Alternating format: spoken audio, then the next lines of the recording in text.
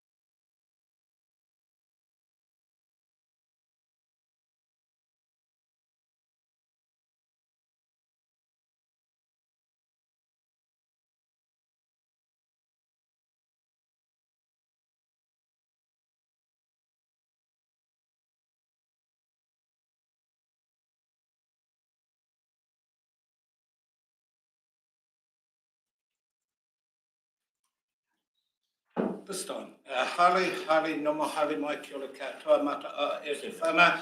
Thank you everyone, councillors, staff, members of the press, and most especially those that are helping assist us, the members of the public. Could everyone please stand for the opening whakatauki. Mudia ka whakaronga. Okay, as always, onwards and upwards. Thank you everyone. I have an apology. Councillor Barron's got a funeral, so he's going to be gone for 2 hours or so. Councillor Catherwood has just said to me he's come on past Telford, but I haven't had anything from Councillor Catherwood. Anyone? McCrusty, as you were. Could be. Okay, well, that aside, I've got those apologies. Could I please have someone move with Councillor Kennedy, seconded Councillor Phelps. All those in favour? Those against. Just for everyone in the buildings. Oh, sorry. I should also go through welcome guests. Really appreciate the fact that you're here to help us, as was said outside. What I did forget to say was the toilets are there. And in the event of an emergency, if we could all gather and collect, we go through there. No, we don't. We go out that door if we're on the side of the building and we meet out there. Basically, just follow the councillors. Don't follow me. I'd waddle at a slow pace. So another thing that we have to be aware of is that we've been informed by PowerNet that the power may be switched off from the generator sometimes this afternoon. This will cause the lights to flicker off and on again. It may also cause our live stream to end abruptly, and we will have to create a new live stream on YouTube as quickly as possible if that happens. We just want to let you know that, because that will mean a 2-3 minute delay as we slip back into the live stream, get the recording going. So thank you for that. I also have to have a motion carried because we're going over our statutory maximum time frame today, councillors. So there's a recommendation, please, that council agrees to extend the duration of the LTP hearings to enable all submitters to be heard during the LTP process. Move Councillor Finch, seconded Councillor Herbert. All those in favour? Aye. Those against? Cheers, team. Appreciate it. First submitter on page 357. So I'm going to go off this first book because most of the submitters, I'll tell you when I change gear and go to the next book. But 357 councillors, and welcome, please, to Teresa Christie. Teresa's from the Taieri Network. Thank you, Teresa, for coming and helping us. Look forward to what you have to say. Kia ora, Mayor and councillors. I'm Teresa Christie, Community Connector for Taieri Network based in Mosgiel. For several years, members of the community have raised concerns about the inadequate toileting facilities at the Taieri Ferry Road in Henley. The state of the facilities did not meet the needs of the numerous visitors to the area. When possible, I've encouraged people to make submissions to the Clutha District Council's long-term plan to raise awareness and advocate for improvements.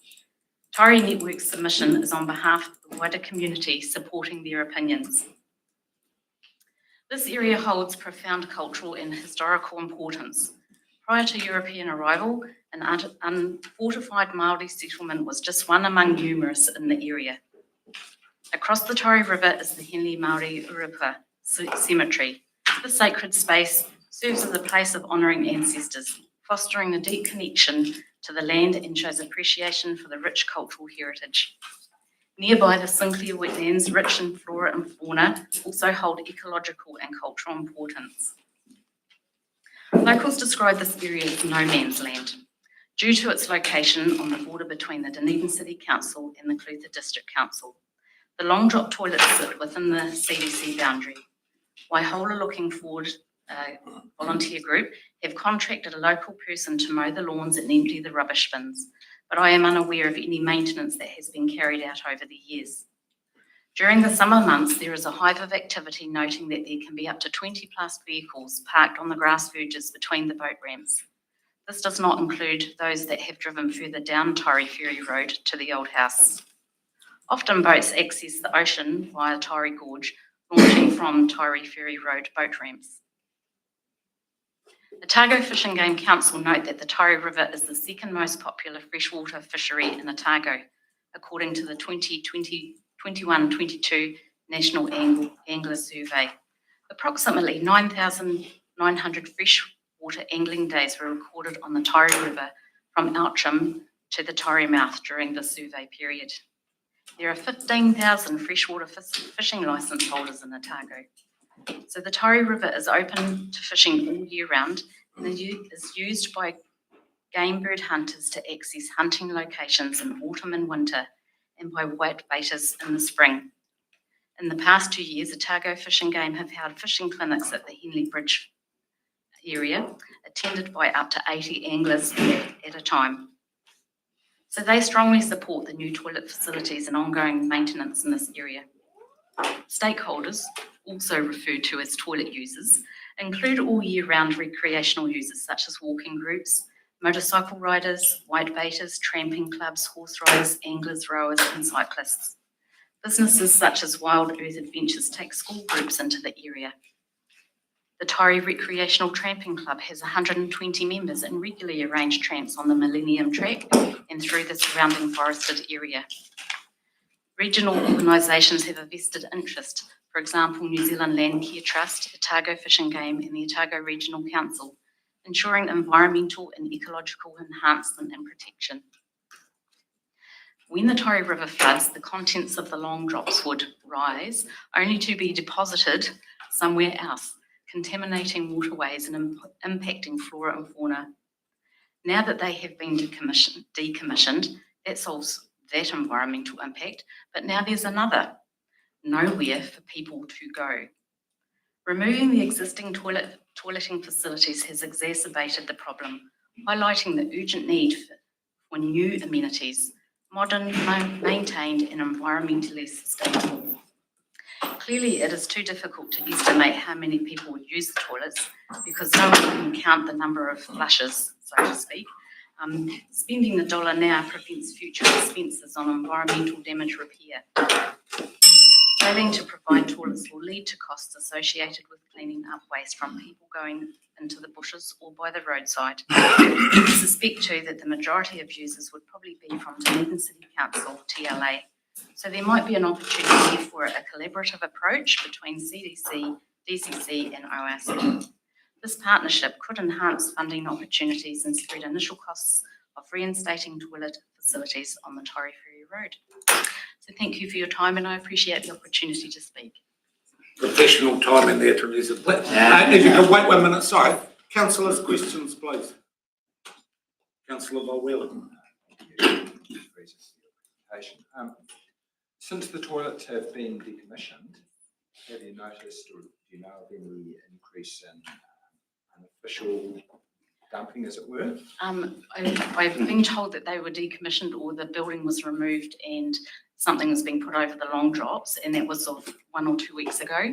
So I haven't been down to that area since then, no, so I can't comment. And further question, I was going to ask whether toilet, the portaloos just placed there seasonally would be sufficient, but from your presentation, it really needs more of a year-round presence. Yep, totally, annually. And I have heard that the rowing club does take their own portaloos because of the state of, well, what was the existing long drops was not very desirable, so they'd take their own portaloos for their rowing club needs, yeah. Thank you. Councillor Herbert. Thank you, Worship. Thank you very much for your presentation. You're just alluding to the rowing clubs. Are they local or are they Dunedin school clubs or where are they predominantly from? I haven't been able to find that out. I have been sending emails out and reaching out to lots of groups that have do use that area. A local person has told me that rowing clubs use it, so I'm not sure if it's the Otago Rowing Club or if it's high schools or further afield. I'm not sure. There's no actual local rowing club in Waihola as such, do we know? Not that I'm aware of, no. Thank you. If I could add to that, Councillor Herbert, I know that when the kids went to boarding school, both Columba and OBs went out of there on Sundays for practice if Waihola, especially if Waihola was too choppy. Any further questions, Dana? From a pragmatic point of view, because from memory there was, in the summertime, there was portaloos there and then they get taken away. I didn't know that they got taken away. It would be hard going to, for the facilities. But if we were to take a pragmatic approach possibly and look at going in with a rowing club and help with some of the costs so that they're there all year or there's better access to them, Do you think that a Portaloo facility is a standard that's going to be enough, or you have your heart set on the permanent whole business? I think a permanent solution would be best, because then it covers that whole year and covers all users. Yeah, and I think, and one of the main issues is the location of it. So I don't know what the answer is. I'm not the toilet expert. But definitely the location is, it's too close to the Torrey River. So when it floods, yeah. So, and it might mean that they are relocated back further from the river or up slightly higher. My young adult son suggested some very creative idea of suspending toilets off the bridge, but I don't know how that would work. But I thought, well, that's swinging toilet. Yeah. Problematic. Not swinging, but just suspended off the side of the bridge and having a walkway up to it. And they would not be long drops hanging off the side of the bridge. Any further questions, team? If not, can I thank you? No, that was well put together submission, and I appreciate it. And it's highlighted something that I'd never thought of. So really appreciate your input and appreciate the time that you've taken in coming down. Kia ora. Kia ora. My apologies to the public. I heard the bell go and forgot to tell you.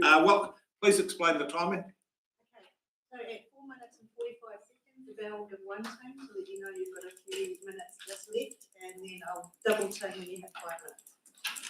And my apologies for this. Look, this is my 14th as mayor of it, and we've always had the latitude. But with 90 speakers, it's just there's a problem with the time. I think that I can give you the assurance that all councillors have read all the submissions. Consequently, the base information's there, and you hit your high spots. But my apologies. We'll see how we go with number 2, which is on page 391, Nigel. And while Nigel comes up, I want to thank him and the team for the efforts, the ongoing efforts. Well done for Milton Pool Complex. But I see from your submission, you've got a lot of hats on as always. So looking forward to your submission, Nigel. Welcome. What do I call you, Brian? Your worship or just Brian? Brian will do, won't it? Thanks, Brian. Can't get too high on it. For those who don't know me, my name's Nigel Woodhead. My wife Leanne and I farm Lovell's Flat just north of Balclutha here. It's a family farm. My parents have been there since 1993, and Leanne and I moved home in 2015. As you would have seen in my submission, we have immersed ourselves in the community. I wear many hats, president of the AMP Society, amongst others, Milton School Board of Trustees, and in relation to what I'm here talking about today, member of the Bruce Community Facilities Trust. I'm a trustee and also on the organising committee. With fundraising committee, Leanne shares a lot of those hats as well. We moved back to the Milton area from Ashburton in 2015, and I moved to Ashburton after I finished my Lincoln University studies. And what we found in Ashburton, it was a fantastic place to live, work, and if the family farm hadn't been in Milton, we would have brought our family up there. Over the previous couple of decades, it's had significant land value and population increases due to land development. I compare that to what I see in Milton at the minute, and it's going to sound negative for a minute, but please bear with me. I almost believe Milton's going through a land development phase. 3 of Milton's real blue chip sheep and beef farm properties, 100% or close to 100% trees now. I'm not against trees. I planted a heap in my time, but when you're planting whole farms out, it's very good for the community. That said, I think there's massive opportunities in the Milton Tokomaroa area. You look at what Coldestream are planning on doing north of Milton with their, it's been talked about for a while, but commercial sort of subdivision. There's a big subdivision at Tokoidi giving people the opportunity to build new houses on the outskirts of Milton, Panpack and so forth, investing significant amounts of capital in our district. Just look at the cycle trail. I bumped into Pete Michelle the other day. Most of you will know Pete owns the pub and the camping ground in Waiholder, and he was telling me he'd been ferrying some cyclists around, and there'd been a couple that day who'd said to him they'd done a lot of cycling all around the world. The cycle trail between Lawrence and Waiholder was up there with anything they'd seen anywhere in the world. Rolling sheep and beef land at Lawrence through the beautiful native bush gorge and Luka Gorge. They did make a comment that around through Milton was a bit boring, but then you get to Wahola alongside the lake and the boardwalk, fantastic. This is what people are saying about our area, and it's pretty cool. It's bringing people to Milton looking for, to quote my submission, looking for places to eat, drink, relax, and stay for the night. We need to give them, those people, facilities that we're proud of. I believe creating a community and a positive outlook and a positive community as a council and a community role going forward. You'll hear later on, I think today, from some other community leaders about some community-led initiatives in Milton around biking parks and something to do with the New Zealand, Milton streets named after poets and whatnot. That's outside my thing. It's interesting driving through Balclutha, from home to here before you drive into town. Brand new town hall, awesome facility, by the way. Brand new supermarket, soon to be brand new pub, real sharp looking main street. Wongi's just built a brand new petrol station, new toilets in the middle of town. Like, it actually has a feel of a town that someone like myself would want to come and live in and raise a family. You look at Milton at the minute, you don't see that. I feel like it's got that opportunity though. Council talking about when the process upgrading the main street, it'd be a bloody good start. And to the point of my submission, we have a pool and a library and service centre facilities which are subpar, not fit for purpose. We are in a position now where we can fix that and really make a difference in Milton's future and create a town and a community where people like myself and people you'll hear from today actually want to move to from out of town and bring up our families. To conclude, I think we are where we are due to decisions, some might say lack of decisions of successive councils and communities over the last 20 years. Please don't let the impacts of these decisions blind your future focus. This is about our kids and their kids. It's not so much about us. Thank you. Kia ora, Nigel. Questions, team? Councillor Herbert. Thank you. Hey, look, it's really positive to see some positivity, Nigel, and thanks for your submission, because you look like you've got a few irons in the fire and you're very supportive. We're under the pump with a lot of people, and a lot of people are telling us to kind of, turn the lights off and close the door and walk away and come back in a few years' time. What do you say to them? I go back to the comment. The decision, the position we're in now is due to decisions of the previous 20 years. Don't let the next 20 years go. I wish that the council for 2024 had made a call and a positive one, because that's what you're staring down the barrel of. I mean, I know there's enough sheep farmers in the room. We're doing it tough. I know what it's like to do it tough, and I know everyone's doing it tough, and I'm well aware of the fact that myself and my family and my parents and everyone around us, we'll, provided the world doesn't end, we'll never be in a position where we won't be able to put food on the table for our kids. There are people in our communities who are in that position. I think there's light at the end of the tunnel. We can see through that, and I still think that big, if you put it in perspective of, it's not about this year, next year, or the year after. It's about 20 years and 30 years time. It actually answers the question of, do we do it or not? Thank you. Further questions, team? Where am I? Oh, sorry, Councillor Graham. Yeah, thank you, Nigel. Just on the cycle trail, and that's not the decisions of the council. Do you think there's a real need for some of the community in Milton, as far as a comment was made to me the other day that they can't get a cup of coffee after 4 o'clock, things like that? Yep. Do you think there's a need for the community to get together and say, hey, we've got to do our bit too? Yep, I do. And that's why I made the point. It's not just all about council, it's the community's got to come into this stuff as well. And I wasn't included, I wasn't involved in it, but I'm pretty sure, and if you ask Kim Schiller, who's coming in later on, she'll be all over it. I'm pretty sure the community have had some meetings and been like, we need to pull our finger out on this stuff. It's like 3 cafes, and then, where do you park your bike outside them? On a Sunday, people get sent down to Night and Day to get a coffee. People are riding $10,000 e-bikes into our town, don't want to go to Night and Day for a coffee. So yes, is the answer. Community got to pull their finger out. but community got to have the confidence in the town and in the future to do so. Further questions, Tim? I've got one, Nigel, specifically around the my apologies, my brain's gone mush, the swimming pool. Timing for when you think the money from here will be needed, what year? Well, you're speaking of one generation of Woodhead on that one. Dad will be able to tell you. We're probably looking at a couple of years. The feeling I get is it's sort of like a chicken and egg thing, like the funders will say we want detailed design, then the council, I'm not pointing a finger here, but Jules and Co say, well, we want a bit more commitment on money before detailed design stages. So it's, and like I say, Dad will be here speaking to you if he wasn't on the other side of the world, and he'll be able to answer that question. But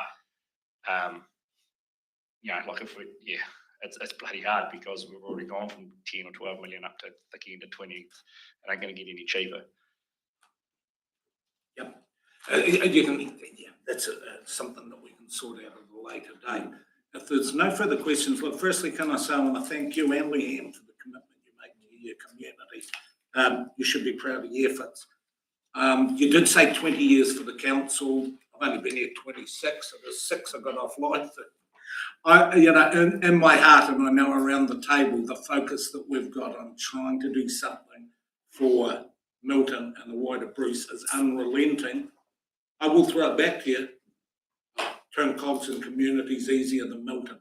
So there's a team effort. We've got to put the past behind us. As we say, the effort and the attempts from here have been unrelenting. Thank you for everything that you're doing. Thank you for, it was actually a tonic to have a positive submission as we're swimming on through it. So I appreciate it.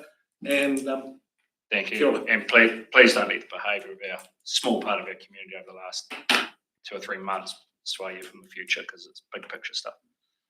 Thanks, guys. Thank you, Nigel. Appreciate it. Now, and it's Jane. Welcome, Jane. Lovely to see you here. Page 396, team. You're at the rostrum before I can even get the intro out. Welcome, Jane. Thank you for assisting us and looking forward to your submission.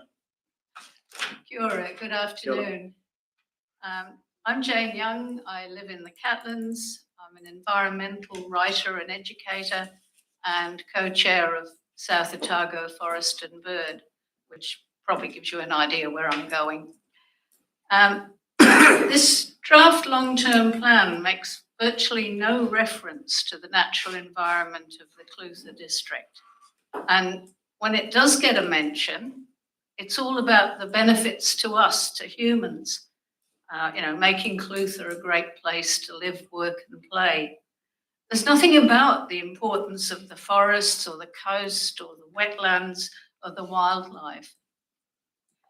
In my written submission, I suggested a whole number of low-cost specific ways in which the council and individual councillors could lead by example and show they're committed to environmental protection. There are 3 important areas in which the council can take action. First of all, by having input into central government policy.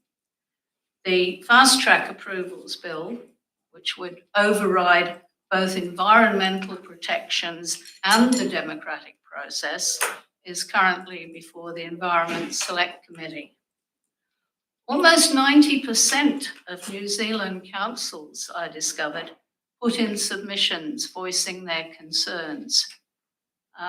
Sadly, we weren't one of them.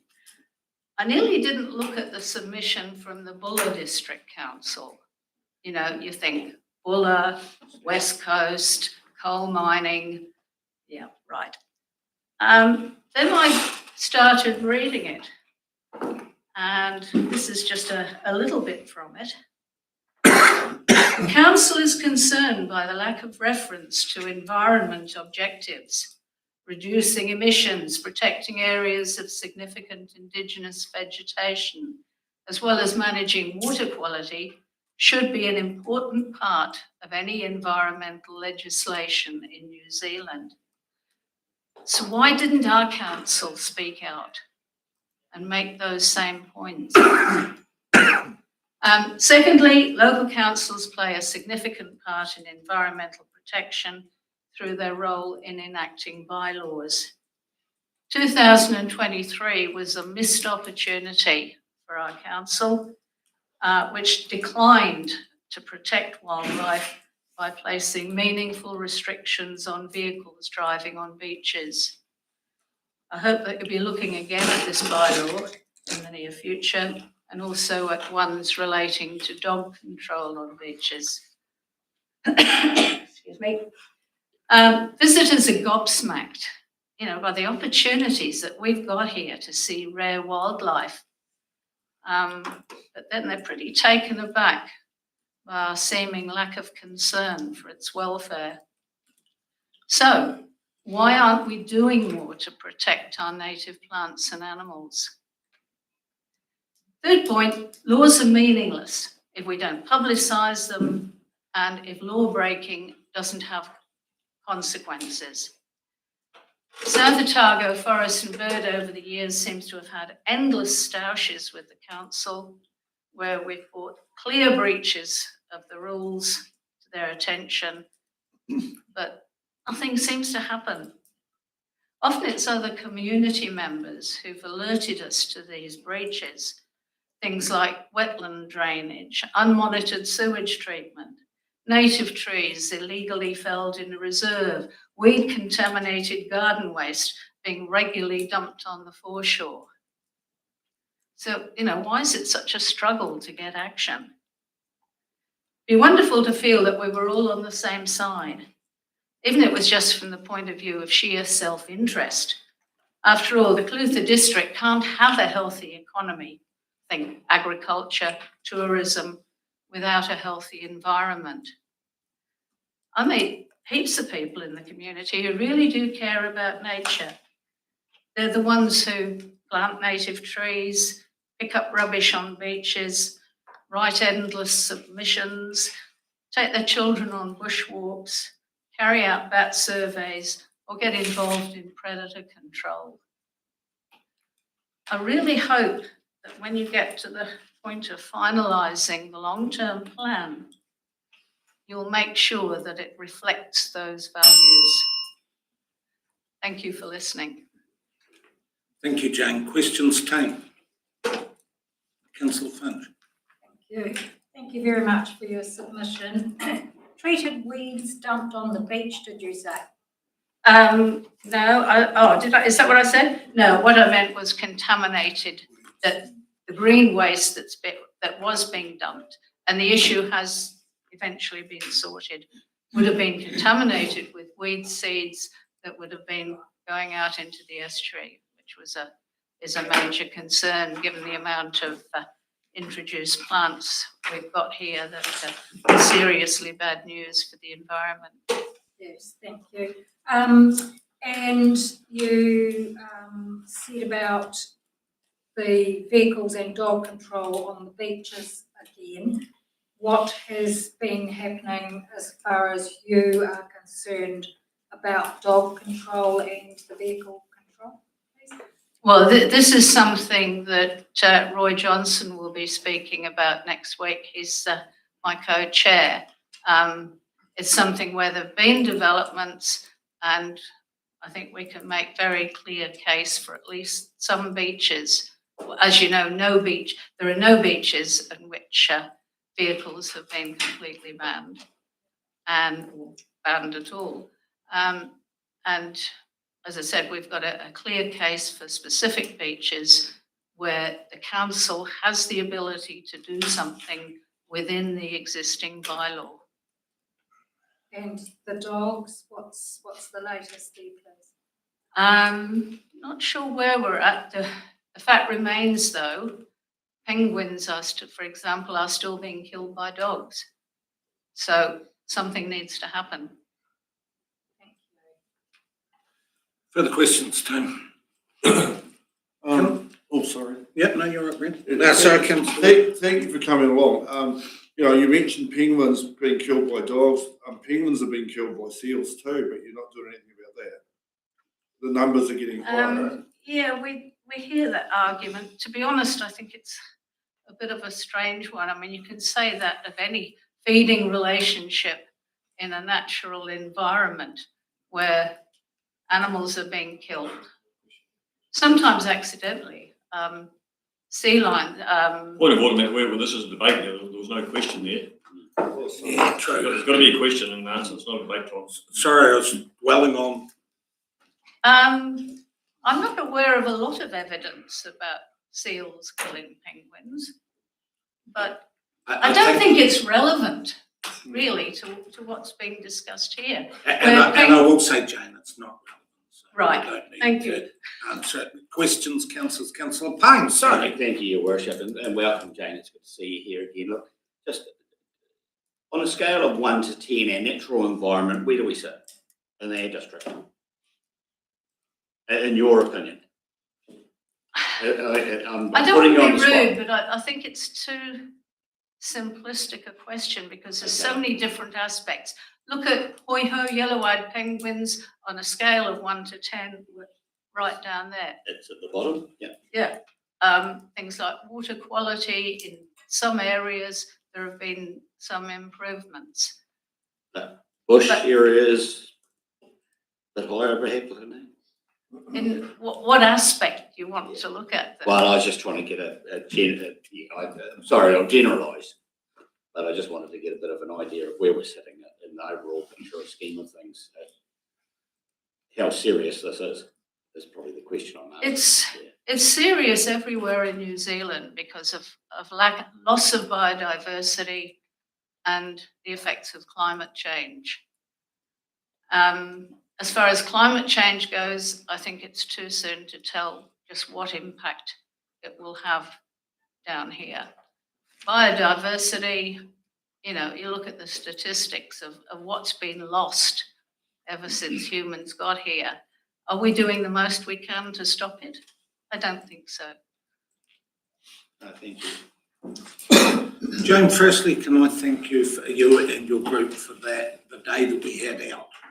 And I believe, you said that we're not together. I do believe that we are. And it's days like that that will firm up things. I think that many of your statements today are justifiable and damning indictments on the council. That's how it is, and we've got to take that on board for the change. I know that my granddaughters came over from Australia and I was so excited to take them down to the sea lions at Jacks Bay, and there wasn't 1 inch of that beach that wasn't donutted. And there's no sea lions. Surprisingly, there's nothing. It was sand. So I think that looking back at the vehicles on beaches, it was the first time that as a council we got Facebook distortion, and there was a lot of static and misinformation. I look back with more than a tinge of sadness at the outcome of that, and that's just a personal statement and reflection. So thank you for your ongoing commitment to the environment and your contribution as a team to the districts. Everything you do, I appreciate it. I appreciate the reminder today of where we could be and where we are. So thank you. Thanks, Brian. And if I can just add, I'm not here to attack the council or councillors, just to say that we can all do better. We knew that, Jane. That's why we're together. Carolyn, thank Thanks. you. Edwin, on Teams. What does on Teams mean? Is that video? Is that?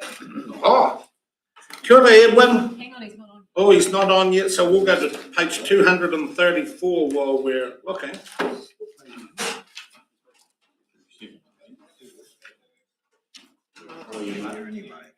Kia ora, Edwin. I can hear you, but you're quiet. Hold on, it's at our end. Let me just fix that. No, we've done it at our end. So welcome. Thank you for joining us. The floor is yours. Thank you very much. Now, can you hear me a little better now? Yeah, no, that's great. Thank you. Excellent. Well, thanks for giving me this time. I'm calling in from Lawrence. So I'm going to be fairly short and sweet, just speaking directly to infrastructure investment and the mention in the long-term plan about the expanding the council's debt load to 280%, which I hope I've got that right. So while I do really understand the need for investment in infrastructure, particularly in water, I'm sure I speak on the behalf of many Laurentians in that we're looking forward to having clean drinking water that we don't have to boil as soon as possible. I am concerned about what that debt load can do to the culture of decision-making, innovation and creativity for the decision-making process. I've worked in the private sector for almost 20 years now, working in a variety of different companies from the startup level to the established level. I've worked in the tertiary space, been through the whole Te Pukenga transformation, and seen what an environment of scarcity can do to the decision-making processes in all forms of business, and seldom is it a good thing. So what I'm concerned about is that if you go to that level of debt load, then you have no backup plan after that. That puts everybody under pressure. It encourages people to make very safe decisions that have immediate payoffs that then help to pay off that debt load. I'm concerned, like Jane is, that could prove that, say, the environment isn't a priority because the environment does not help pay off a large debt load for a council. I'm concerned that the creative community might suffer because, again, there's no direct benefit, no short-term benefit to the economy that could then help pay off that debt load. So what I would like to see is a slower investment in infrastructure, particularly around roading. That's the one I feel that could be slowed down significantly.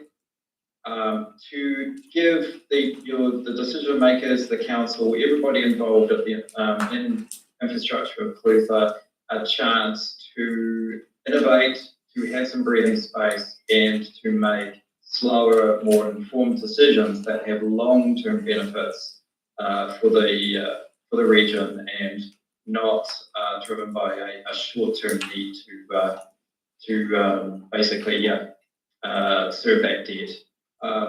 I'm also concerned about where that debt will be coming from. I understand to a certain degree the system of how councils and government borrow debt. I'm concerned that the proposed interest rates weren't publicised for that I didn't see them in the long-term plan. So therefore, it's hard to then see what the consequences would be of a 280% debt load. And also, there's the concern that if things do go wrong, unfortunate events happen, even a natural disaster, then the temptation will be to sell off assets to then serve that debt load.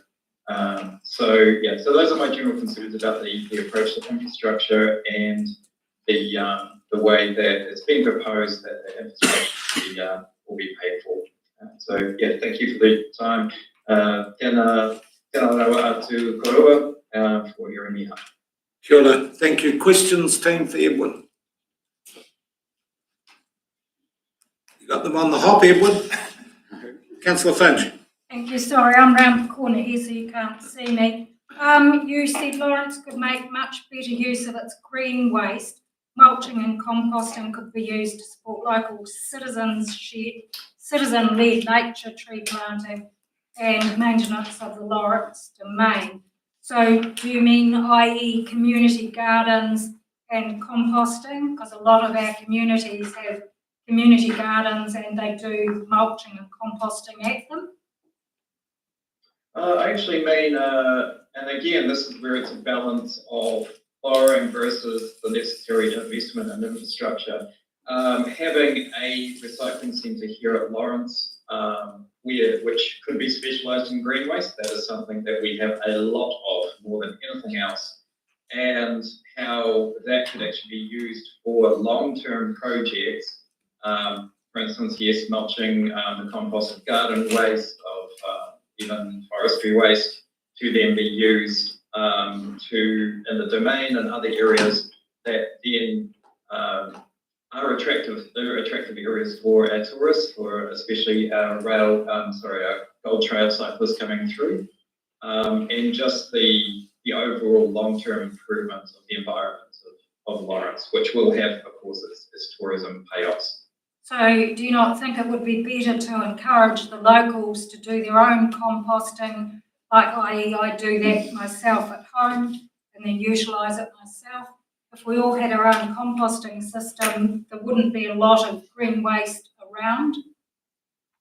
Sorry, but I don't think that's an accurate definition of green waste. We compost our household waste and take that up to our section here in Lawrence. I'm talking about, pruning trees.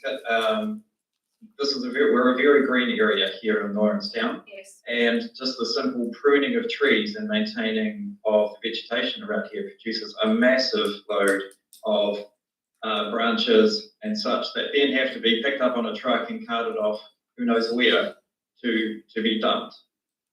It's that kind of green waste that I'm talking about that we need in commercial, industrial level composting systems to handle. Right, so you don't think a local community group could put in to buy their own, shredder and stuff and have it done locally? If there was funding provided for someone to organise that and some funds to purchase that shredder, then yes, I think people would be ready and willing to do that. Thank you. Further questions, team? Councillor. Naked, I was going to say Phelps, but it's no, you're not Phelps. Next one around the corner. Hi Edwin, you mentioned that you thought there could be big savings made from roading infrastructure to try and keep debt down. From the long-term plan, it appears that as far as roading goes, we're pretty much in going to be in a maintenance phase for the next 10 years. Where do you think those savings could be made? Well, unfortunately, I'm not a roading expert. I picked that area because it was basically the biggest number. I think water. And that's water, mate. Yeah, all three waters. Yeah. I honestly can't speak to with any expertise. As I said, I use that as an example of an area that could be looked at. I think the timelines of all of the investments, all the infrastructure investments, including water, could be looked at and perhaps stretched out so that the weight of debt doesn't need to be so immediate. That would be my suggestion. But again, I'm not an expert on roading, so I can't really speak to that. Further questions, team? Yes. Bruce, Councillor Bullwheeler. Thank you, Edwin. Bruce Verweiler here. In your written submission, you said we need more support for small tourism business.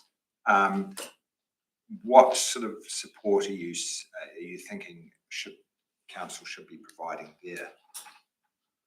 I considered that, and I understand that. It's not really the council's business model to be providing, say, loans and direct funding.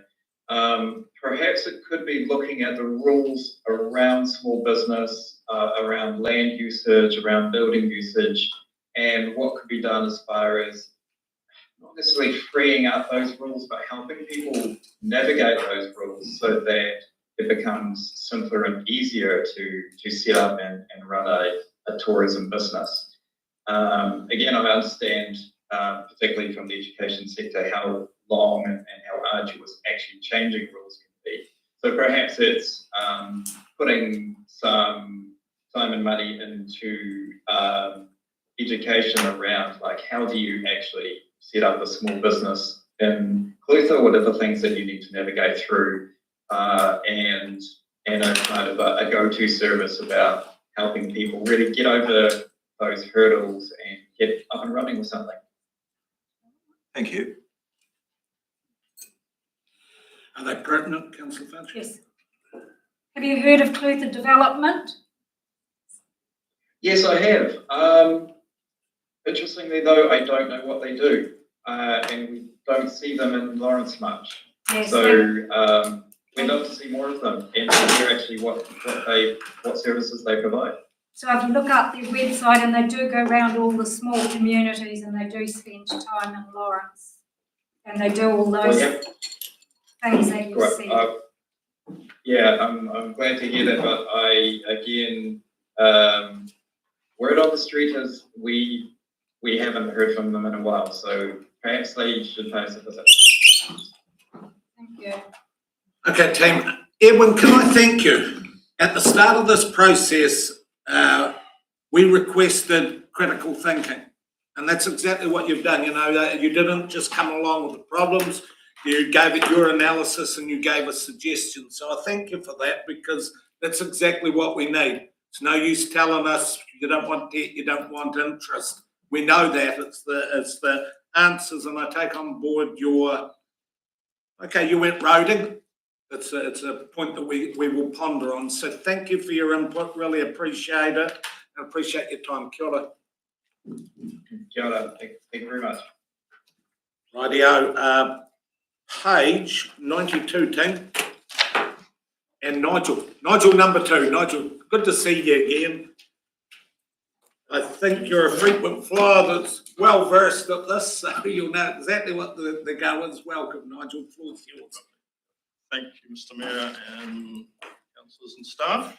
I'm Nigel Coburn. I'm a landscape architect and ecologist, and I've worked with all of the waters for about 30 years. I wish there were only 3. It's a nightmare of a space, but it's the big number for council. So I mentioned a few different points in the course of this, and I've got peer-reviewed articles available for distribution. I can email those to people if they want as well. I'm speaking on sustainable drainage, or SUDS, SUDS, which is it's a lower expenditure and higher performance approach of doing stormwater. I'm also mentioning climate change and emergency preparedness. And I look forward to your questions afterwards. Local councils depend on government, sometimes by statute, for information.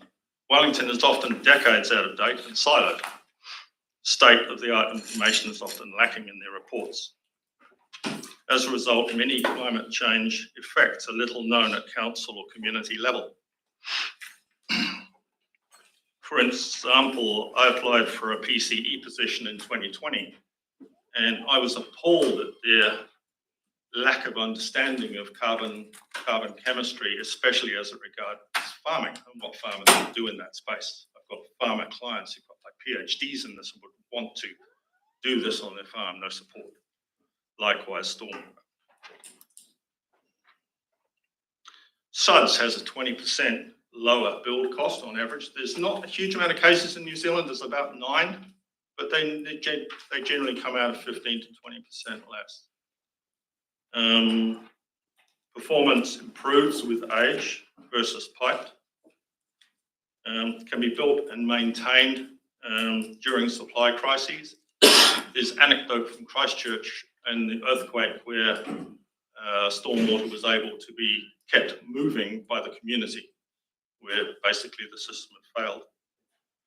Institutional knowledge and money is kept local because locals are doing this and local consultants are designing it. Land values adjacent to SUD schemes normally increase. So SUD schemes are basically swales and basins and very carefully selected plants, good building and planting, and quality maintenance of those systems. For New Zealand, Auckland Council has worked out most of this up until about 10 years ago when their work was deprecated. SUDS is widely understood and has many capable designers in New Zealand. There's probably 400 or 500 of us who can do this. Onto the narrative section, my narrative section, infrastructure. The rising CO2 level is getting to the point where it is causing early concrete failure. There's a process in engineering called the carbonation front. It's basically the point at which cement no longer protects the steel within the concrete. As much infrastructure uses concrete, this should be a concern re system selection. The best papers on this are from Australia, coastal areas of Australia. So climate change, carbon is it's not fertilizer. It was only fertilizer when it was about 280 parts per million. At this point, it becomes deleterious to human health and how our societies function. Climate change, flooding. The nature of flooding is changing with a sudden shift to extreme rain events and carbon dioxide driven improvement in plant water use efficiency, driving up flood volumes. Volume increase is roughly 5%, rising to 10% by end of century, but little is known. It's not a popular topic in many countries. You try and get funding for this, no one's going to give it to you. This is likely increasing slope failure as soils are heavier. I've asked several members of the scientific community who've told me that I'm pretty much on track with this. Waste. Is Council considering extended recycling, also known as industrial ecology? In Europe, waste exchanges are common to enable utilising waste at scale. This is increasingly common within New Zealand companies, seldom beyond the gate. Regulation would help this growing market expand and reduce landfill volumes. We've got another half a minute. Am I done? All right, Nigel, I'm too soft, eh? Yeah.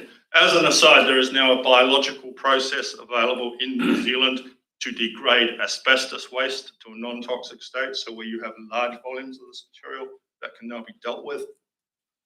And public health threats. H5N1 is evolving fast.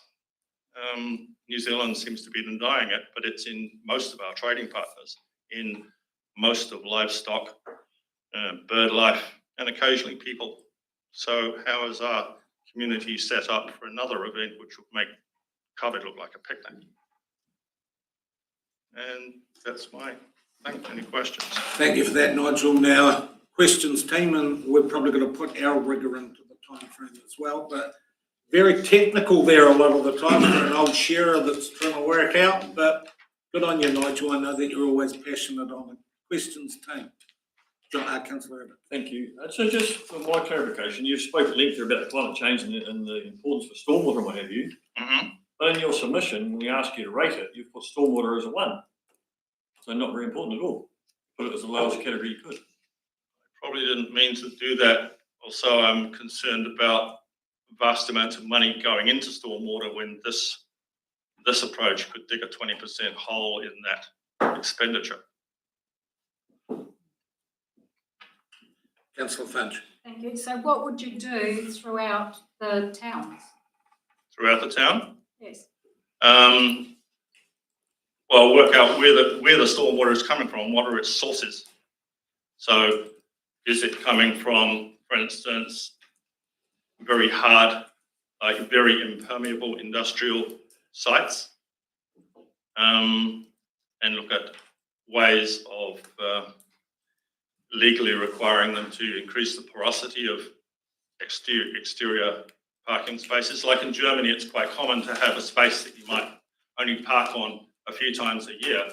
Instead of asphalting it or concreting it, they use a system called gravel grass, which is basically angular gravel that is pressed into soil, and the filtration level, the water just drains straight through. I've seen parking lots in Germany and Europe doing this. It's very common in the UK.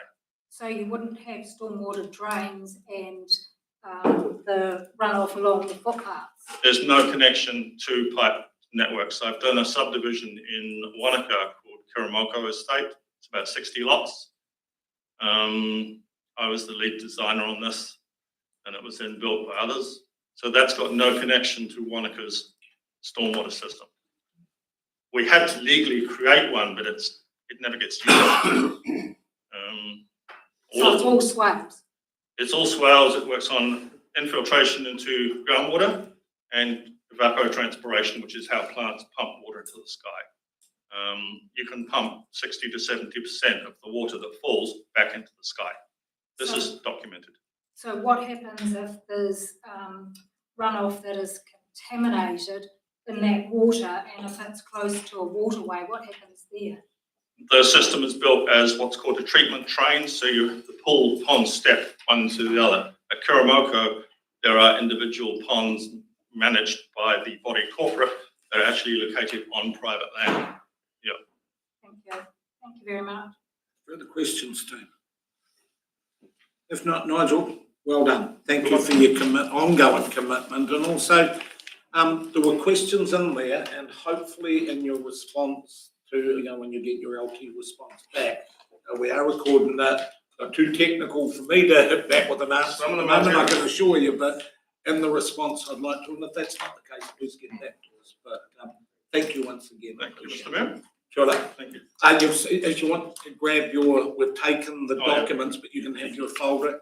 Thank you, appreciate it.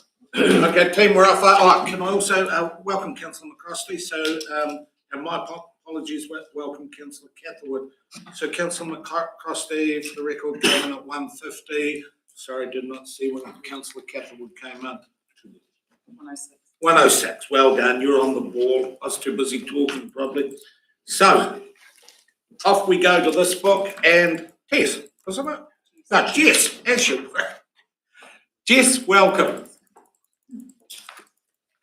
Thank you, Jess, for coming in with the submission. Looking forward to hear what you got to say. Kia ora koutou. I'm Jess Weichler, manager of the Topeka Goldfields Museum in lovely Lawrence. I'm going to tell you a little bit of a story, a little bit of history from our past. In 1862, the population of Lawrence was booming due to the gold rush, and a petition was sent to the Education Board asking for a school. The board at the time scornfully remarked, "What does a band of roving diggers want with a school?" So that was a no. After the rejection, our community raised funds and they built a small corrugated iron school themselves. Now, I tell you this story not because we want to build a school. We already have a lovely school in Lawrence. That's all good. But I tell you this because Lawrence has always been a community that dreams big and makes things happen. We just get on with it. It's really the heart of Lawrence, and it's a big reason why I chose to call this area home. Because of our can-do nature, I think sometimes though that we're forgotten and overlooked because it's just, Lawrence, she'll be right. We don't need to worry about them too much because they do make things happen. They're strong and resilient, which is true. For over 40 years, the Topeka Goldfields Museum and Visitor Center has made do with number 8 wire mentality. Volunteers donate hours of work towards developing amazing educational experiences, to creating lovely, beautiful displays for visitors to learn about our history, and also engaging community events, all with very minimal outside funding. Because of this, we are a high-performing museum and visitor center. Last year, we welcomed around 8,000 people through our doors, 400 of which were tamariki, learning about their own local history. And these memories, they will stick with these children for their entire lives. It helps them form their identity and understanding of where they've come from, and also why Clutha is a special and integral part of the larger story of Aotearoa, New Zealand. The Topeka Goldfields Museum and Visitor Center is at the forefront of advancing Council's living and working strategy. We are a community hub, showcasing our rich culture and heritage and celebrating who we are today. Some of the ways that we make an impact are by improving community well-being. We're a space for people of all ages to connect with the past and also with each other. A recent exhibition invited locals to showcase objects that were found during home renovations. An exercise that not only uncovered valuable artifacts from our town's past, but also made residents contributors to our history, not just consumers. We also showcase Clutha as a great place to live, work, and play, and we genuinely believe that. I love Clutha, and so does all of our staff. We entice visitors and prospective residents to our area. Very often, our visitor center is the first port of call for people when they think about moving to the area. And it actually was for me as well. It was one of the first places I visited to get the inside knowledge about what it was actually like to live here. We're also responsible for supporting a wide web of tourism and economic growth. Because a significant number of visitors are drawn here by our captivating history, they begin their journey at the museum. We collaborate with and support local accommodation providers, tourism operators, cafes, and nearby attractions. And our friendly and knowledgeable staff are key to connecting visitors to the wide range of experiences on offer throughout the Clutha district. Our work is essential, and people are necessary to make this work happen. Without people to care for and interpret our collection, our museum has no life or context. Without people to celebrate and preserve our rich culture and heritage, we're just a room of old things and nobody really knows why they're there. It's the people that greet visitors and provide that warm Clutha welcome. So we are asking council to provide community funding so that we can continue to support your goals and grow this amazing work and celebrate all the wonderful things that are happening in Toapeka and the wider Clutha district. Well done, Jess. Bang on for time. I appreciate your enthusiasm. 10 questions, please. No? I don't. Yes, well done, Councillor Martin. Congratulations, Jess, that was very, very good. And I think the reason that nobody's got any questions for you is because you nailed it. Thank you very Well much, done. Jock. Thank you. Thank you very, very much for very informative and reading your stats at the community board meeting this week, your report that you provided the community board, which the council's actually now getting to see. It's very, very good information, and you can't sell a secret, and you're doing a fantastic job of selling that secret now. Thank you. Councillor Wheeler. Thanks. Thank you, Jess. You've got a number of letters of support there from other museums, so you have good relationships there and you work in with the other museums? Yes, so we are a member of the Combined Museum Group here in Clutha. We also partner and work with the Tuhara Otago Museum, and yeah, we definitely museums. We mesh together and do quite a lot of work because a lot of us are in the same boat, and so any way that we can support each other and find ways to work better, we definitely do that. We pool resources as much as possible. And you're well qualified at the museum. So you've got good museum qualifications yourself. yeah, so I will have a level 4 museum, qualification, and then I also have background in education as well. So I run a lot of educational programs at the museum about our history. Are you able to help to work with the other museums that don't have yourself? Well, wonderfully, actually, a lot of our Clutha District museums have been also getting their staff leveled up to have a level 4 qualification. And actually, very recently, I went on to Tokomariro Museum and was assisting with one of their people. They needed somebody to come in and sort of be the, hold on, let me get the word, sort of be the advisor as they went through their final exhibition to get their level 4 qualification. And so I was able to go down and do that for them. But yeah, we are getting more well-resourced throughout the Clutha District and all of the museums. Thank you. You're welcome. Yeah, thanks. Councillor Martin. Just on that note, Jess, so the time and the effort you took to go down to Tokomariro, who pays you for that? Yep, that was volunteer. So it's all voluntary. Yeah. So right now the museum is able to pool from some of our budget that would normally be going to other things to pay me 10 hours a week, and then the rest of the 20 hours is voluntary, and a lot of the extra stuff I do is voluntary as well. So yeah, we'd really like to make this more sustainable and make it so that, because right now, if something happened and all of a sudden I could not do this work, then there would be no museum manager and there would only be the visitor center staff. So we want this to be a role that's not just about me, but that can live on beyond me. And we're never going to attract somebody if it's purely voluntary. Which raises another question. So is there anyone else within the Clutha District museums that have the same qualification that you have? So yes, so lots of people in the Clutha District have been exploring the level 4 qualification. Yes. But have they got it? So 1, 2, 3. 3 definitely have, and 2 are, I think, just waiting for it to be officially sent to them in the mail. Thank you. So councillor Vowell, and the tennis here between you two.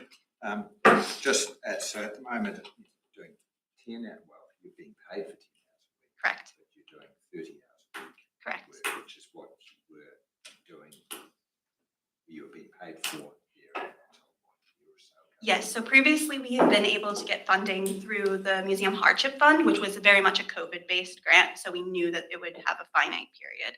And that money is no longer available to us to pull from. So you want, it would be ideal to go back up to 30 hours a week. Yes, and there's definitely plenty of work that needs doing. Yes, yes.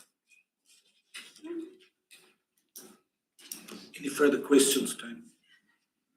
Jess, can I say good effort, you know, your commitment, your enthusiasm, well done.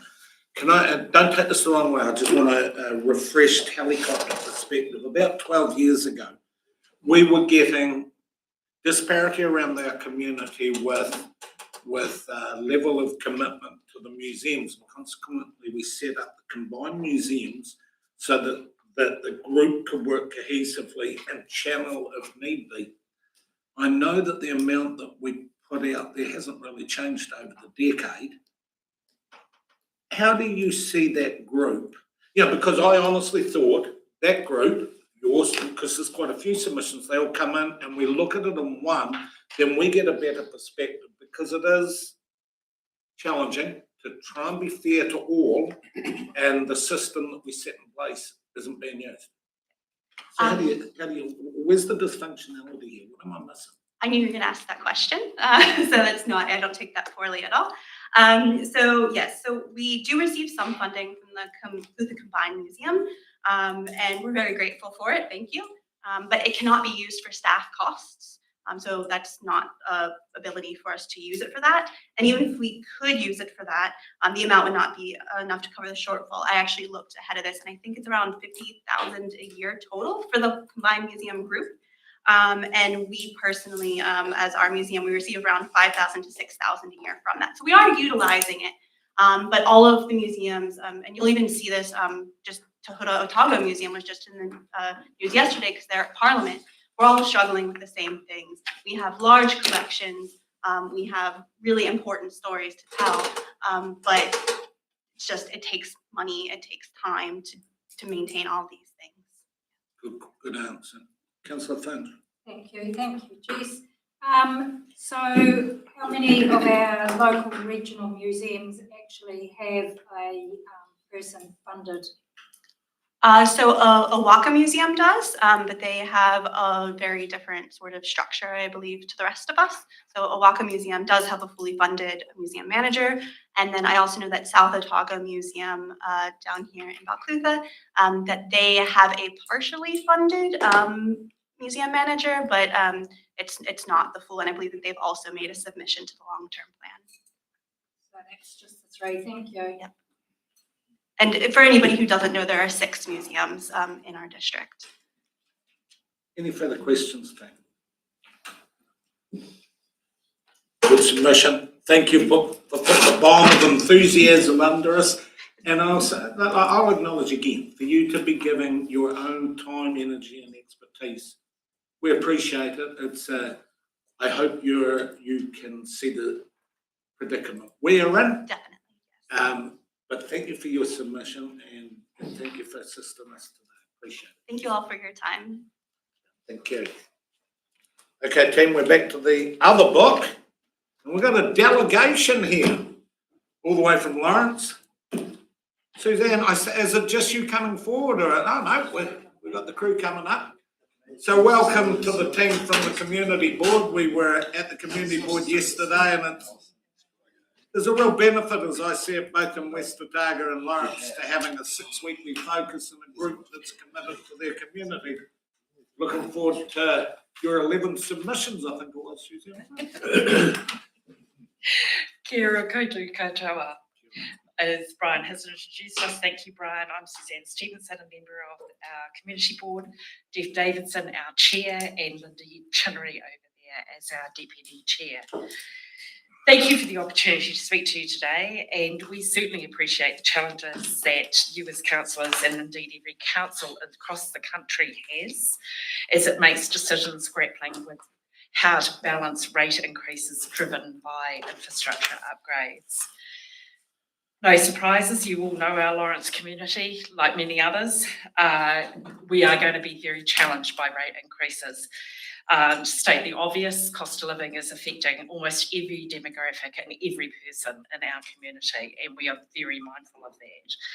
We know there is a need for belt tightening, but we also appreciate, as a small and isolated rural community, that if we don't grow, we don't have a community and we can't prosper. Our submissions, which we are getting a hard time on there, are not random at all.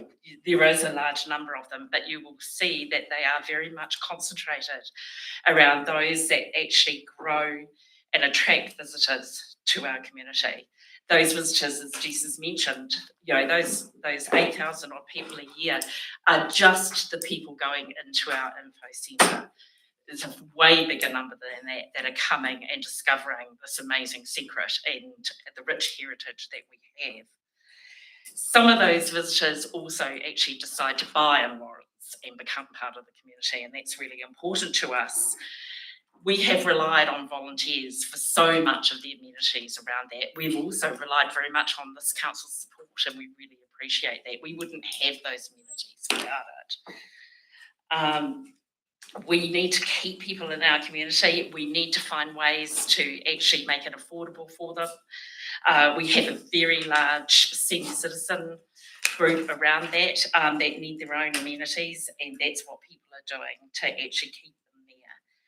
We need to make sure that those visitors are coming, that our pubs, our cafes, and all of those things, a little like we heard in the other submissions, they have to play a part too. There's no point doing the rail trail and coming to Lawrence and finding that everything's closed.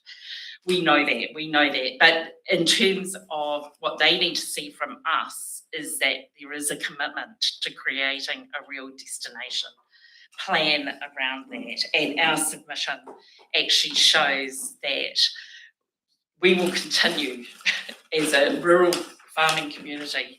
If we need something for Lawrence, we will do it, and we will find a way to do that. But we do feel we're at a point where we actually need some dedicated resource into developing some of the things that we know are going to be important, not just for today, the next 10 years, the next 20 years, and that is around residential development that's affordable for first home buyers to come and indeed stay in our community, and of course anything that is going to attract people to our heritage. Some of those initiatives we've put in, like Story Map, have actually, you know, created a self-guided tour of Lawrence that you can do. So you don't arrive in Lawrence now and go, what do I do?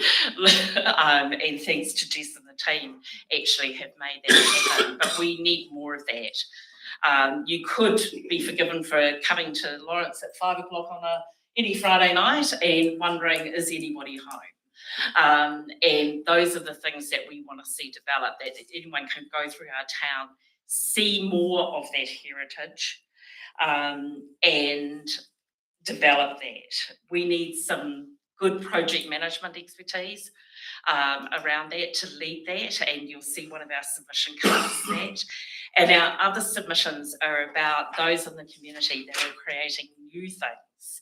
Our mountain bike trail, for instance, what that's doing is actually giving a connection point and a reason for people to stay in Lawrence a little longer.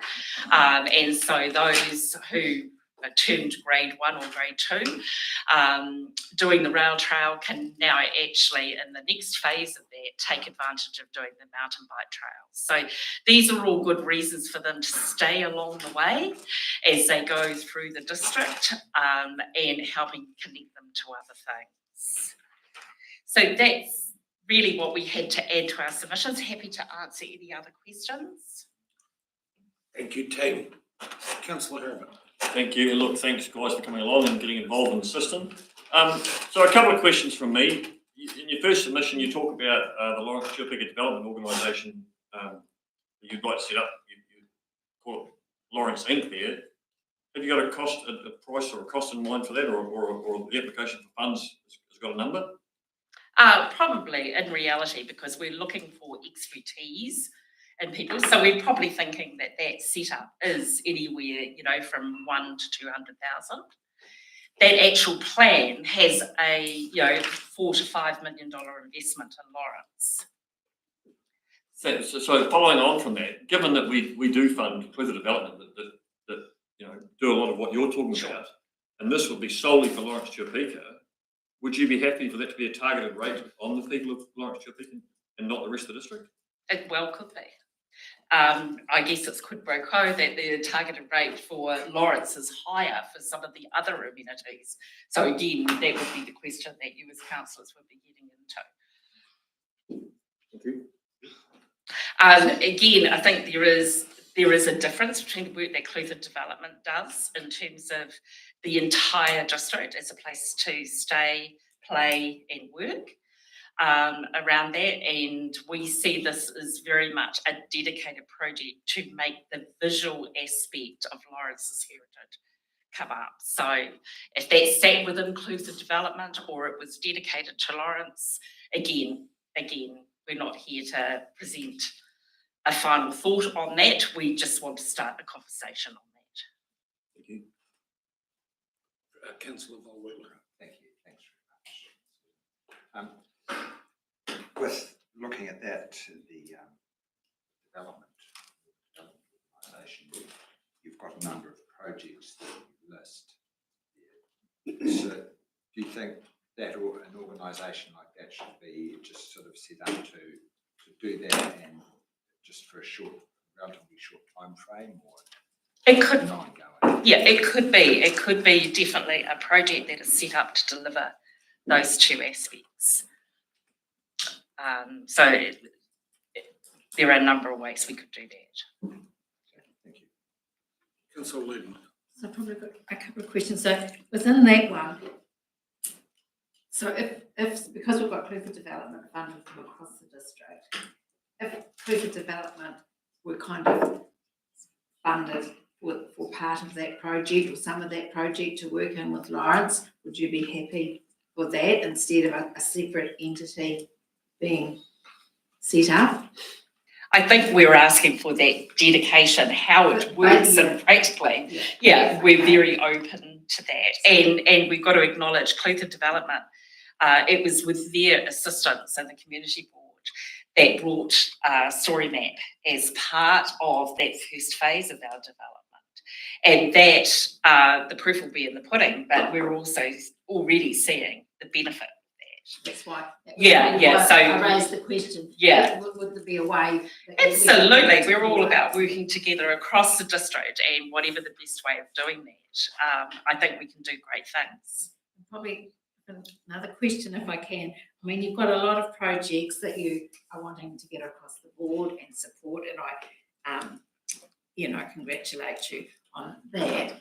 But is the one there, one or two that would be your really must-haves, like-to-haves, because obviously we're facing quite strong challenges regarding funding. So therefore, what would you see as perhaps your two projects that you want to get across the line? Yeah, I think our number one has got to be that we've got to get our Gabriel Scully and Lawrence residential development done. So if I could call that one, that's been a bit cheeky, I know. And again, while everything's important, but we do have to acknowledge without our information centre that does the work of those visitors and creates that hub for our community, we have a problem. Will continue to be the best kept secret in the country. Thank you for that. That will help. Thank you. Yep, we'll let that question from our CEO. Just on in respect of Lawrence, I remember the community company, and that wound up in that sense. It was fulfilling a role, maybe not the same, but it was fulfilling a role. Also understand, the community board has been working hard to try and identify champions for particular projects and things like that, and not necessarily seeing, the numbers of people wanting to come out for the community in that side of it. Is what you're proposing same as what the community company was, or moving in a different direction to try and address the issue with the champions? Again, their role is a little bit more all-encompassing, if you like. And what we're saying is we want to focus on that delivery. And while Lawrence is not short of people who are committed, wanting to volunteer at their times and all of those things, they don't necessarily have that expertise. For instance, if I talk about some kind of residential development, as you know, Steve, we've talked about, following the Kaitangata model of building, a home, making that available for first-time buyers. We've got sort of bigger ambitions than that, and that could be actually a bigger development where we actually create a number of homes around that, and that takes some specific expertise. A lot of people in our community, again, fear that they don't have the skills or don't want the responsibility that perhaps being a director or a trustee brings. And this, putting it under this umbrella to deliver these projects would make it short, sharp, and very focused. Thank you for that. Further questions, team? Councillor Volwiller. Thank you. Just moving on again, you've got a number of submissions there. One is to review and reduce the Otago Museum rate, and also to review and possibly reduce the eyesight rate. Can't do anything about the Otago Museum rate because that's a statute. But what are you wanting? You want the eyesight rate removed? We're asking for that to be reviewed. We understand that obviously the museum rate is set. My understanding is Lawrence pays a higher proportion of that.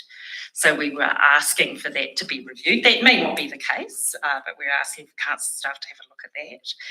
And again, while we appreciate the role the eyesight does, again, to review the contribution, because what we are saying is, our community would very much like our contribution paying for the role that our museum is paying in our own area. And if it push came to shove, we would be actually saying a little bit selfishly, we'd like more of that to come to Lawrence, please. The eyesight is, the visitor centre is the eyesight, or the museum is that's where the eyesight is based. Lawrence. It's not called an eyesight, but we're playing that type of role. Yes. Councillor Martin.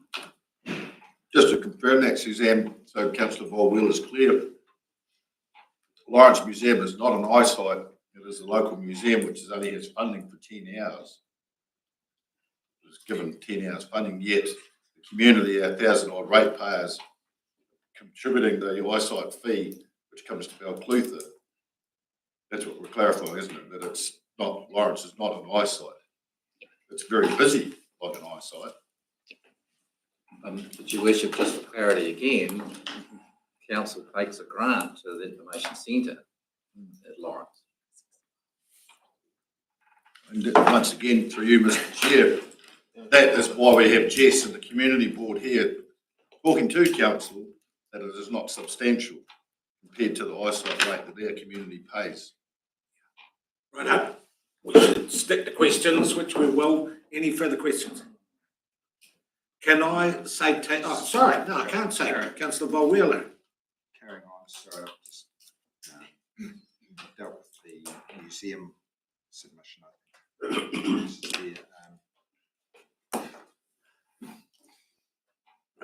The swimming pool, there's funding asked for the aquatic centre there. let's see, assistance with employee wages, to fund a dedicated cleaner and maintenance person, caretaker. Is that just done being on a voluntary basis at the moment? It has been, and I guess that is the story of our Lawrence and Tuapeka district, really. We've got these great amenities and people have put their all and volunteered their time into those things, but they are struggling to operate with volunteers. How many hours a week would that need?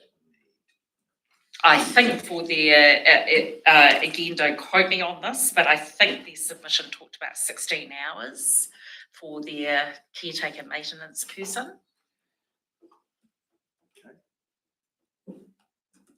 Thank you. Further time? And if I may just, the Lawrence, the bike club, just wondering what the progress is. You've got, you want to use unformed roads from Steep Street to Gabriel's Gully. What's progress? So that is their phase 2 that they have made a submission on, that they are looking for some funding. They have a number of sponsorship and support from all sorts of people for that, but they have specifically asked council for 40,000 as part of I think the total cost of the project is 120,000. And as I mentioned, what that does is connect the mountain bike trails to give slightly easier grade ones. So if you're coming off a rail trail and you're an early retiree and you've got your brand new flash bike, right now you could get yourself into a bit of strife. This will be easier rides to help connect them onto it. Yeah. So that's the unformed roads are identified, routes. Yes. Yeah. Yeah, and again, a project that's worked spectacularly well with council and city forests to make that happen. Again, a lot of volunteer hours going into that to make that happen. And opened up a part of our district that people would not necessarily have seen before. I'll leave the conversation, the channeling and footpath because Yes, absolutely. No, the last question I have is just regards the cemetery there. So by the sound of it, the gravestones just bulldozed. Can you explain that? Jeff knows a lot about that. Back in the 80s, the local borough council went in with bulldozer and bulldozed the modern stuff into the ground. I think the mayor knows a fair bit about it, and we just feel that it would be good to get them sort of restored back into some sort of a memorial. Won't get them all, but we spoke to Peter Petchy, the archaeologist, and he would support it. So there's a lot of gravestones that can actually be. They ended up down the bottom. We don't know too much about it until the archaeologists do a dig, have a wee look. Thank you. But our point is obviously not respectful to those people there, and we want to right that wrong. Yeah. I should also at this point, I've made definitive public statements in support of it, so I had to declare an interest. I didn't for the overall, but when it comes to the voting for that, I have solid support. I've been there and seen it, so it's only fair that I take a step back from that. It's cleared right out, just right to the bottom. So it needs, Is there, just if I can ask, is there other funding that would be available, do you think? Absolutely, the Chinese community has been very generous. And it was the Chinese side of it. Yeah. Right. Yeah. Yes. Yeah. Yeah. Yeah. We wouldn't expect that that's a large cost at all. And as I say, we would have a lot of support from the Chinese community to make that happen. Yeah, it would probably be fair in some ways. It was local government that caused the problem, so government should fix it. I'll love to comment, but it's ruining my declaration of interest. I'll see you at Smoko time. Councillor Finch. No, I didn't have my hand up. Done. So is that all team? Right, to the community board, I always see that you're part of our local government family, and I think there's a real benefit to your community for the efforts you do, so I want to acknowledge that first. Well done. Comprehensive list of requests. Once again, well done to challenge us with it. So thank you for the presentation, thank you for the time, and all the best. Kia ora. Kia ora.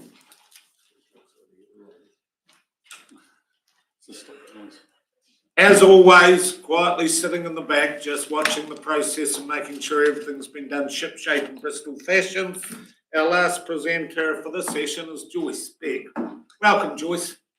I almost feel like as you come up, we should be giving you a standing ovation, but I better not go that far. And being a frequent flyer, you'll know finally what the process is. So welcome again. You're more than welcome to.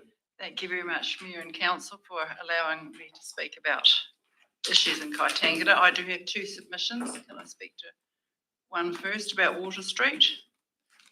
Or Yes, just whatever suits you, Joyce. It's page 160 I've got.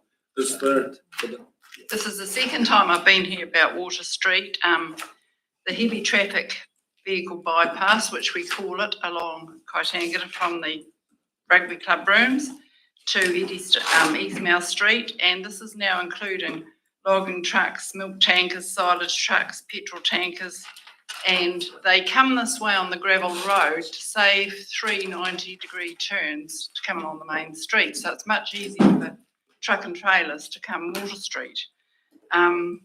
We also have cricket and rugby practices and Saturday games where lots of people go along Water Street to get to the rugby rec, and this is causing a lot of dust and pollution to the people who live on the lower side of Eddystone Street. Some of them can't open their windows in dry months, hang out washing, breathing issues, and dust and dirt clogging up spoutings and drains in their houses. And that's Water Street. Now, the promotions group would be happy if council can only afford so much that part of Water Street be tar sealed rather than the whole lot. So we would negotiate between Branksea and Poole where the people live and where there are more issues. There's also Lower St Catherine Street, Lower Poole Street and Lower St Albans Street. Now they have the same issues because people are heading down those streets to go to the rugby club rooms and the car show and run and everything else. Especially St Albans Street where the baths are, and they get the dust if you've ever been there for school races and sports days or fire brigade practices or open days. The dust just hangs in a pool over the town from along there, and it is affecting the swimming baths because they can't open their doors in the heat because of the dust coming through. I'd like to add that we now have 30 new houses in Kaitangata, adding to the rate base for the CDC. I have to get my wee punch in here. This increase in rate income through the volunteer hours by the Kaitangata Housing Trust and Council could well be used for sealing some of these streets. And I know there are two different pots of money. One's road usage and one's housing. But I think that the job that has been done in Kaitangata is well worth spending a little money on that Water Street. And I have to thank the council at this stage for their contribution to the 30 new houses in Kaitangata. Water Street is one of our Place Kaitangata focus areas, and we have achieved most of our Place Kaitangata areas. And although we don't have a submission in this year about that, we haven't finished yet, so there will be further developments there in years to come. But I'd like to thank Steve Hill and the team and Mike Goldsmith and his team for developing our housing, boat ramp, pool and memorial garden projects, which have all been completed. So we're very appreciative of council support, but we're looking at Water Street. So that's that submission. What a privilege it is to work in with you, Joyce. And can I say, as you spoke, I'm thinking, how many years ago was it that we did the Kaitankata Community Plan? And very much a big part of that was those finger roads, the swimming pool where Honk lives. And I know that when we went down for the swimming pool and the opening of the gardens, Memorial Gardens, there was talk then that was on the project. Can I ask the team, is it already on the project that we're doing those roads? Was it minor safety or something along the way that we had them under? Because the swimming pool was going to be cut off so that they can't do the loo. Honk's one was going to take the dust out. Where are we with that? Because I thought we had it in the roading budget. Through you, Bishop. Can't confirm now, but we'll certainly be bringing that information back through the decision making, so you can see that. I know we didn't have enough money to do all of the ceiling work. We had to cut that back, so could have been part of that process, but that'll be part of the decision report. So we do get to set the process. That's good. Councillor Graham. Welcome, Joyce. Good to see you again. How many of the new houses have been built on the Water Street side of Eddystone Street? And further to that, I see this section sold down past Fifth for development as well, isn't it? So Council, even though they're not on Water Street, the lights are the ones down St Catherine Street, last St Catherine Street. They are majorly affected by the dust, aren't they? Anything lower than Eddystones, the main street is affected by the dust. I live up on the hill, so I actually see it hanging in a pool and then just wafting over. Yeah, all sections lower than west of Eddystone Street are affected by that. And it's not like an ordinary street in a town. It's actually a thoroughfare because they're coming from Lakeside Road and going straight through to Exmouth Street, and all of these large vehicles, even the logging trucks coming off Wongalar Road, are going straight down Branksy Street, heading onto Water Street and out to Dunedin. So it's quite a thoroughfare for large traffic. So how many of the new houses are on the Water Street side of Eddystone? There's two sections, and one house has been shifted there and one house has been built. The rest are further up. There's still potential. Oh no, there's DB Ferguson's. Yes, no, there's more than that. Yeah, there's potential for more. Yeah, I know, I can't say it's not a question. No, can't So, Councillor Finch. Thank you. You have, they tend to travel very quickly down lower St Catherine Street, and the residents are concerned about that. Are they concerned that if it's tar sealed, that then the trucks will be able to go faster? The trucks won't use St Catherine Street. They don't use St Catherine Street, it's just cars. Okay, thank you. Can I, in addition, I know that I got invited to the primary school sports day down at Kaitankata. Victoria Park. And as the trucks went past, the running events and that stopped. It was in the summertime. It was embarrassing. I was so surprised that you had to stop the event because you were clogged out. So interesting.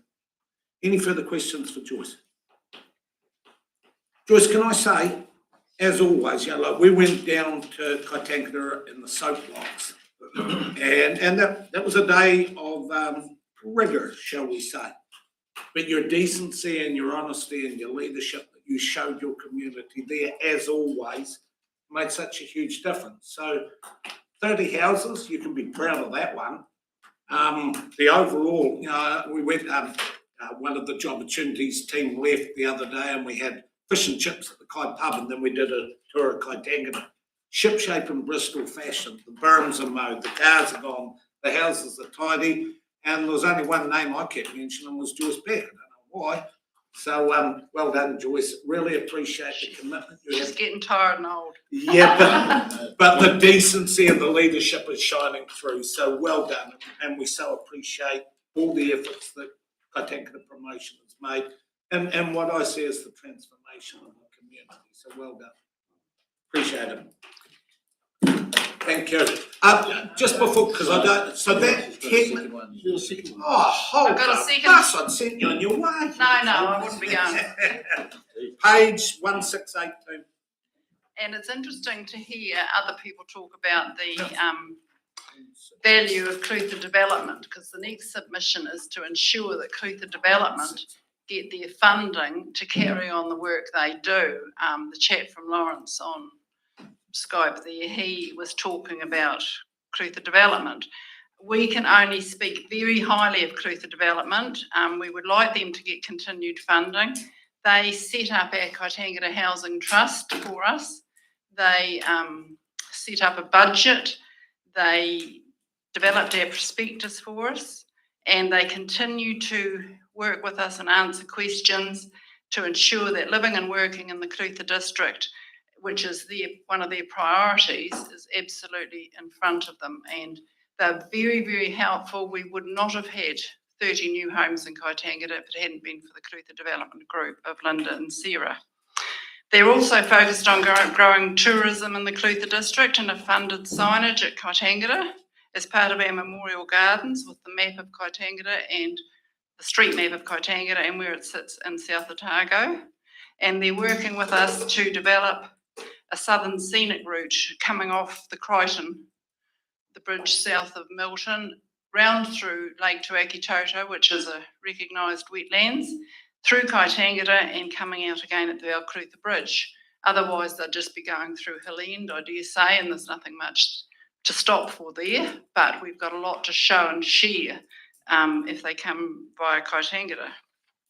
And they have the expertise, the contacts, they understand the initiatives and resources of the Clutha district and have been an integral part of our success in Kaitangata. So we would like to see that they get the same funding to continue the good work they do. So that submission is on behalf of Clutha Development. So specifically on that one, sorry, Joyce, for cutting it off there, specifically on this one, does anyone have any questions with it? Just a supportive submission to specifically our economic development arm? Well, I don't know that people know exactly what they do, and Yeah, fair call. it's not about going out to visit the groups. We go to visit them. Yep. We actually go to visit them. It's a two-way thing, and they actually are very, very helpful. They just know the restraints and the expertise and have the... As always, you look at the wider picture. So Councillor Grant. Thank you again, Joyce. On the Southern Scenic Route, will you be reminding people that Kaitangata was on early maps is actually northern Catlins? Do we want to emphasise that for the tourists, or where are we on that one? I have been talking to the guy Frood from the Southern Scenic Route, and he's actually even asked me where we think the signage would go to get the people detoured off. So they must be thinking seriously about it.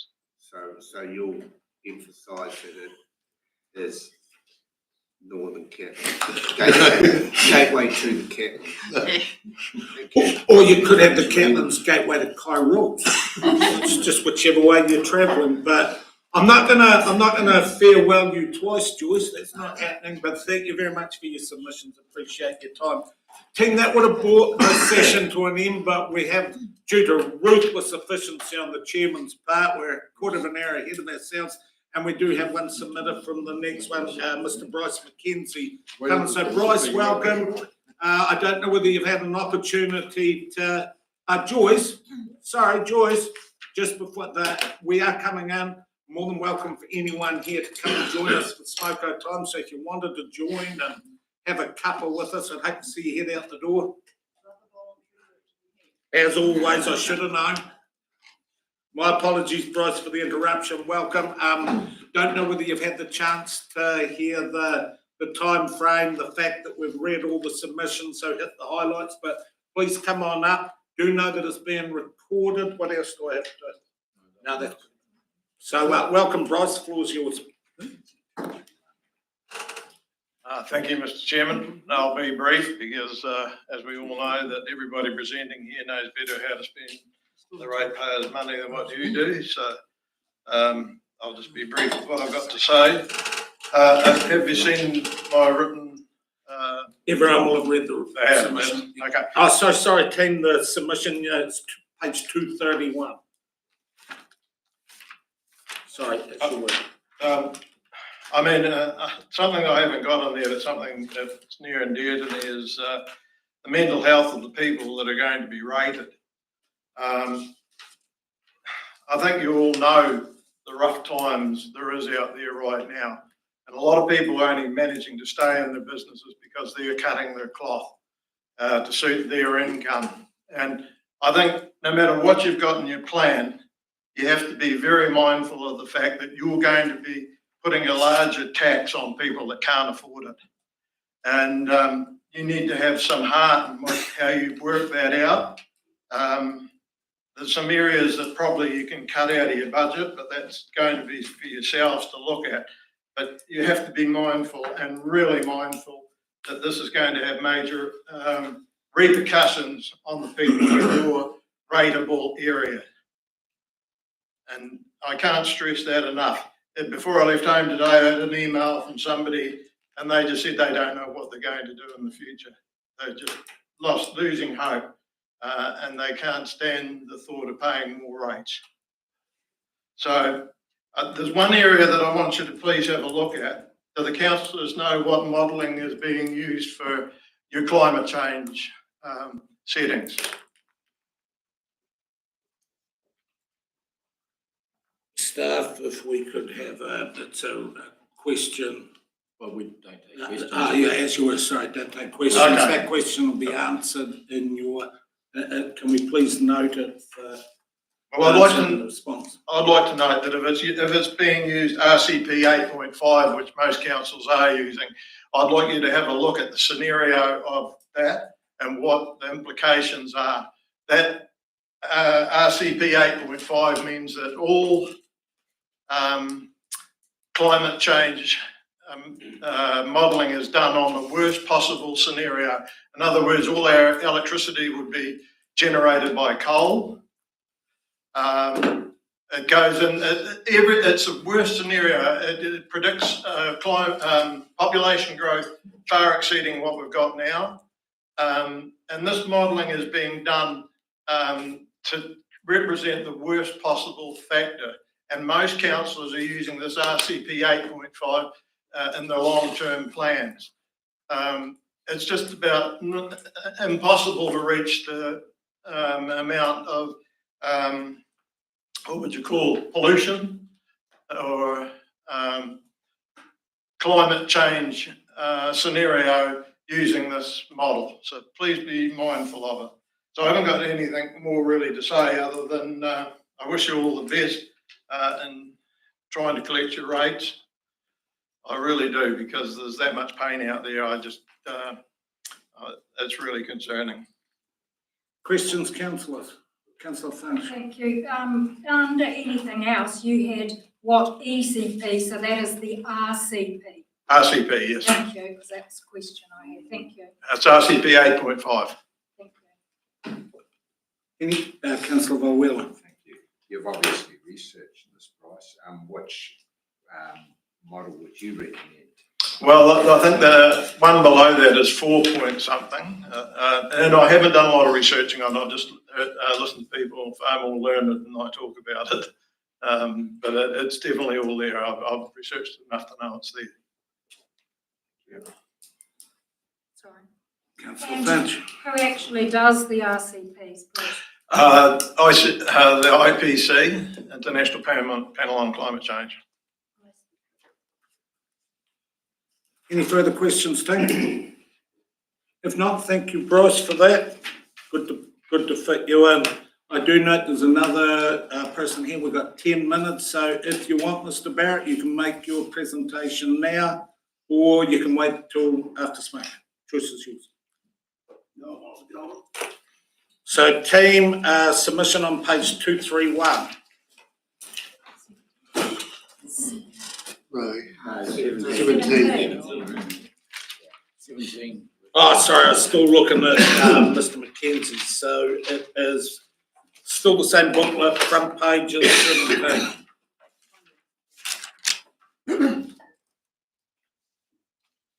Oh, good, it was all set. Won't really matter anyway. Good afternoon, everyone. Look, I'm here today to try and voice my concerns regarding the long-term plan. And although I'll be speaking to my own personal submission, I can assure you that many of the comments and observations will resonate with many people in the community. Firstly, I'd like to acknowledge that I do believe rates are a necessary part of a functioning community, and services supplied by the council need to be paid for.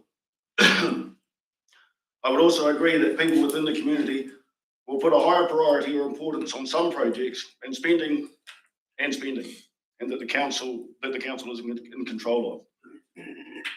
But I'm a little confused as to the direction this council is heading. And I've been to many meetings and a couple of soapbox sessions over the last 3 months, all with the same theme. This community cannot afford rates increases at present, and the people are struggling and fearful for their futures. You will be well aware of that, and you certainly will be more so when this is finished, I would think. And yet the long-term plan is full of projects and ideas to spend even more money, and you're actively courting community groups with the promise of grants for their well-meaning projects.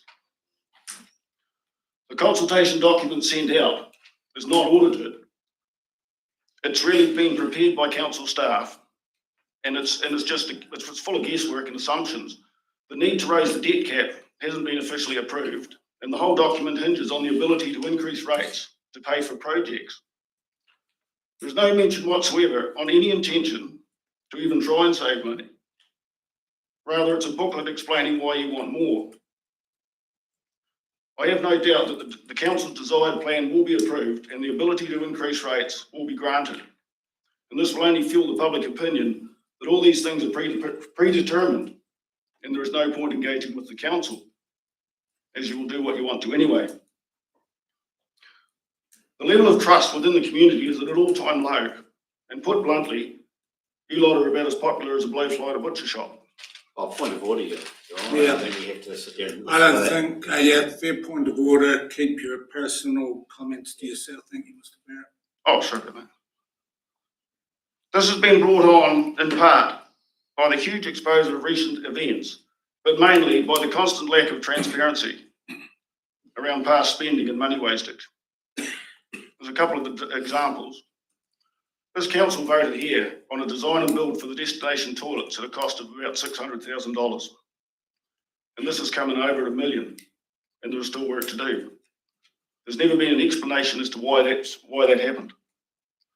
The Milton cabins, once again, put to a vote right here, at a cost of about $25,000 per cabin plus cartage. So they're approximately $26,500, I'm told. Now they're sitting at about $80,000 per cabin. And I'm also told that some councillors would never have voted for the cabins at that price.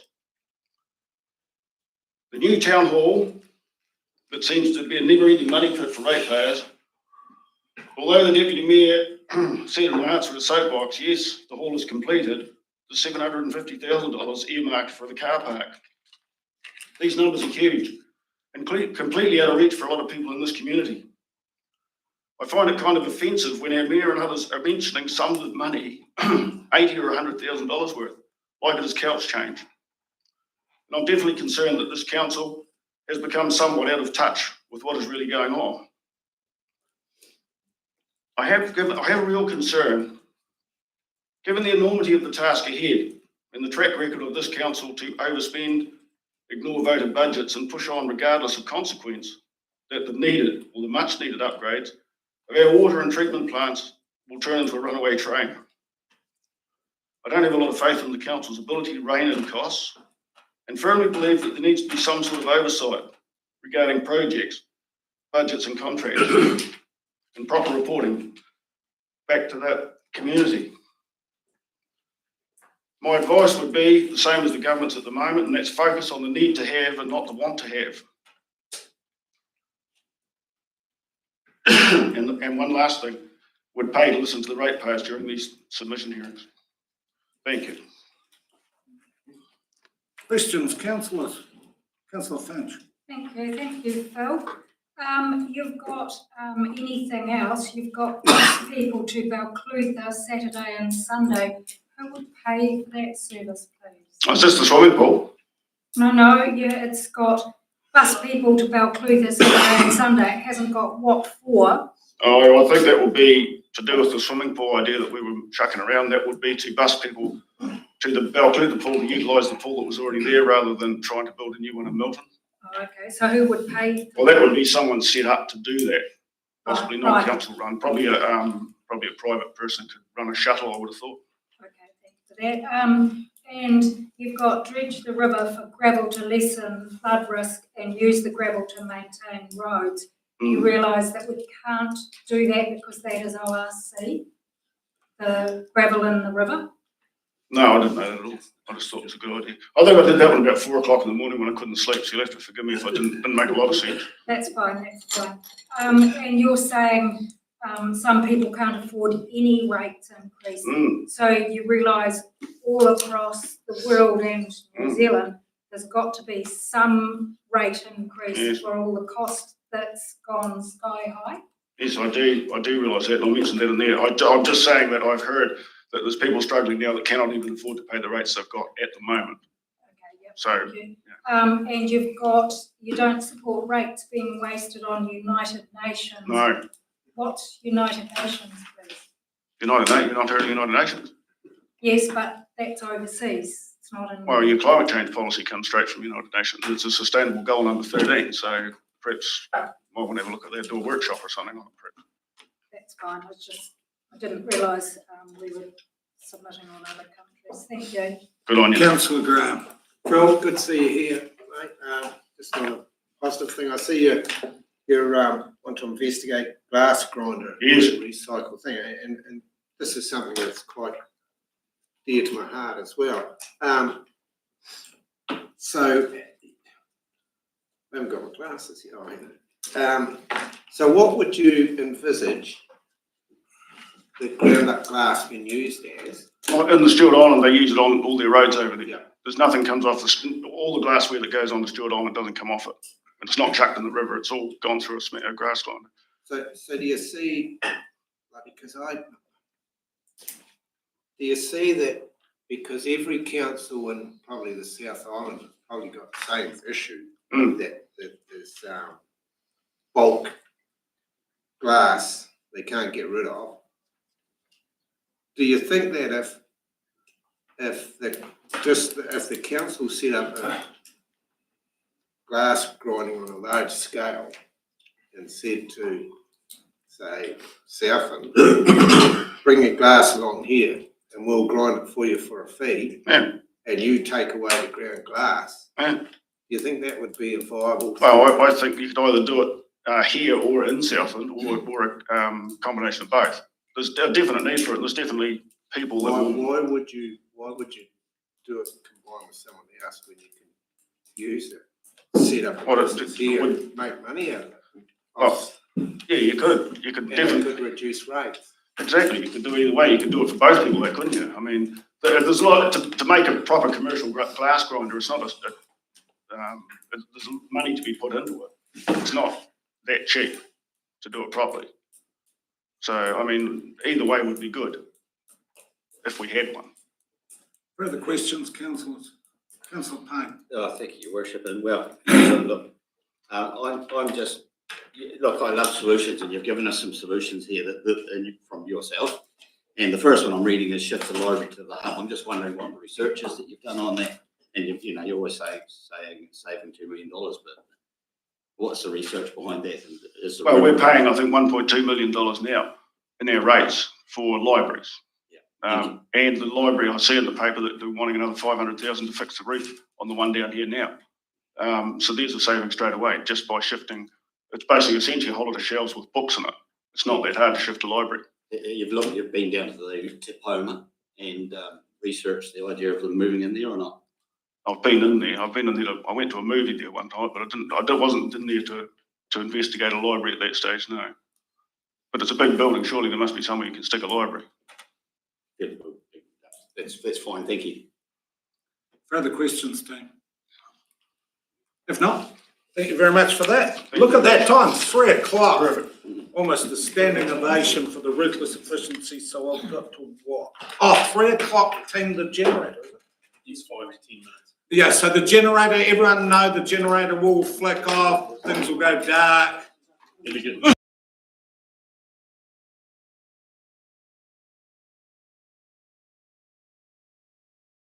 Till 3.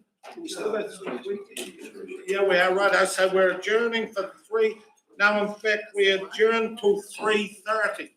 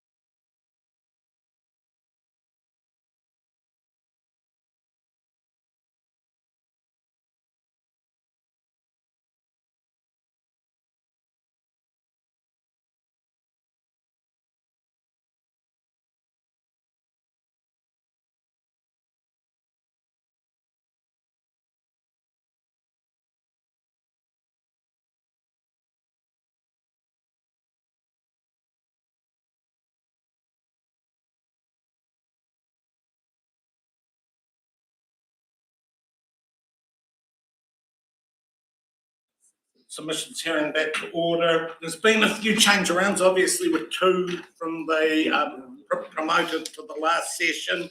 So we're also, we have two additional people here that we've moved into this session. So I'll tell you when we get to the time.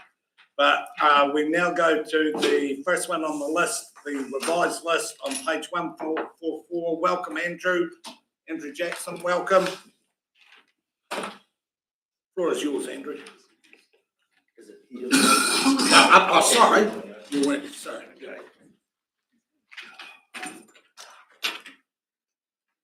G'day folks, Andrew Jackson, the Wacker Valley sheep farmer, 100k round trip. This is not my comfort zone, but I feel strongly about this. Why are we really here? Largely high rates. Government onerous rules, water quality, CDC overspending on vanity projects, CDC senior management cost control, and CDC mainly past councils not having a sinking fund to cover capital projects that council will always have. What can we control? You're spending on you're spending on poorly worded surveys.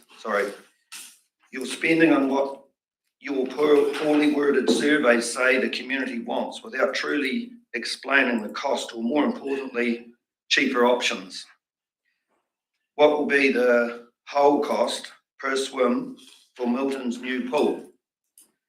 Say a 30% long-term usage increase in the Milton pool. Is that fair? If Clutha's old pool in a bigger community is $28 per swim, what's the cost going to be for Milton for a new pool? I've put it at $70 to $90 would be my guess.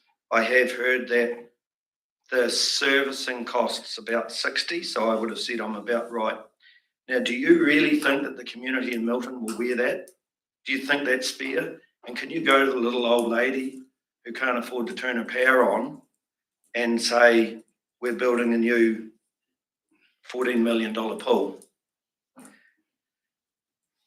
Clutha Library, I know you've already heard about this, and I know some of you don't agree, but anyway, use of space with, use the space that we already have in the town hall. It will be good enough, it won't cost $5 million, and try to use the old shelves. Okay, it's not going to be perfect, but we can't afford to keep spending money. That's pretty obvious. Senior management, I'm not at all confident that they have control of costs. These people need to be held to account. Sir, can we please have it that we don't have personal comments on staff? Okay, I weren't aware of that. I weren't directing it at any particular staff member. Yeah, but the generics, Andrew, so we try to keep it tidy and keep it contained to the long-term plan. Rightio, well, I'll finish my sentence. These people need to be held to account, even if have been in the role for years.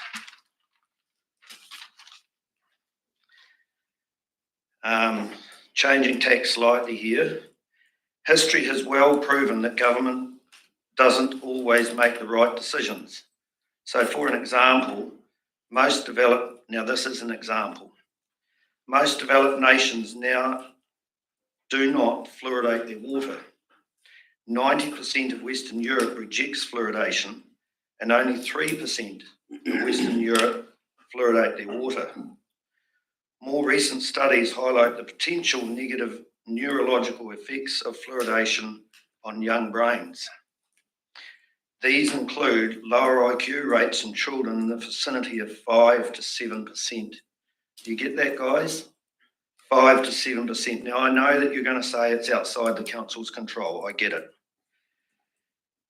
And the impacts on neurological conditions such as ADHD. So you will ask, there's got to be positive and benefit, positives and negatives. Well, I'd say to you, do you want to make the population dumber, literally, by 5 to 7%, or do you want to reduce the cavities in the overall population of 25%? Because that's reality. and that data is now available. It's in more recent studies since 2012.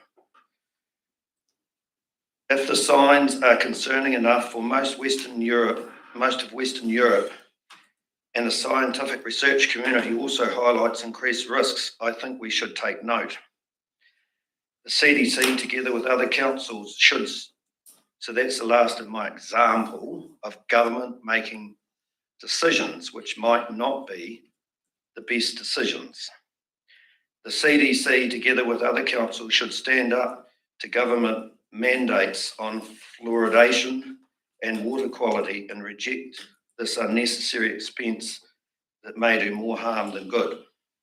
So that's really just explaining that you're going to have to get together with other councils and push back on this madness of water quality. I urge councils to have the balls to stand up to government when it matters. Two of the many topics on which to challenge government include gold-plated water quality schemes, when stainless steel will be fine, and water fluoridation. Physical responsibilities. It is not reasonable to continue to borrow funds, to fund items that you call capital projects when these should be funded out of a sinking fund. If you do not have a sinking fund, I suggest that this is not physically responsible to continue to borrow for feel-good projects that us ratepayers simply cannot afford and do not truly need. In these tight economic times, we all need to live within our means. Government policy appears to encourage borrowing for social spending. Again, we the people cannot afford this. You are responsible to us, the ratepayers, not to outside influences trying to encourage your policies. Try explain planned excessive spending to the Milton new pool, sorry, I've already covered this, to elderly persons in our community who cannot afford to turn the power on. I was very disappointed with the wording in the survey, the long-term plan survey. The way the community is surveyed can predetermine the outcome. Questions can be misleading. Example, do community members in Milton want a new pool? Well, yes, of course, they would want a new pool. But do the ratepayers want a new pool, for example, will result in an ongoing per annum cost of $500 per household. So if you actually ask the question correctly and tell them the implications of putting 5 in the box, you're going to get a very different answer. And you councillors already know you've got many submissions that have just constantly ticked 5, yes, we want it, but they don't realise the cost. When I completed the survey for my submission, I felt I was unable to adequately answer several of the questions without knowing the financial implications. We all want things until we realise the cost. I think I'll make that do. Yep, thank you. Thank you for that, and my apologies, I hadn't acknowledged Councillor Barron. Welcome, Councillor. Questions, team? Councillor Finch. Thank you for your submission. You do not support an upgrade of the KP toilets as long as they are appropriately maintained. There's no wheelchair access for them existing at the moment. Okay, well, I've kind of good question, thank you. I've kind of covered that in the quality of the survey. How can I possibly make an informed decision when asked a question that doesn't give me adequate results? Adequate information. And we are at a stage right at the moment where we just simply cannot keep spending. And if anything, if the Milton and Balclutha toilets were anything to go by, It's just kind of got an automatic no. However, presented with more facts would mean you would get a more accurate answer.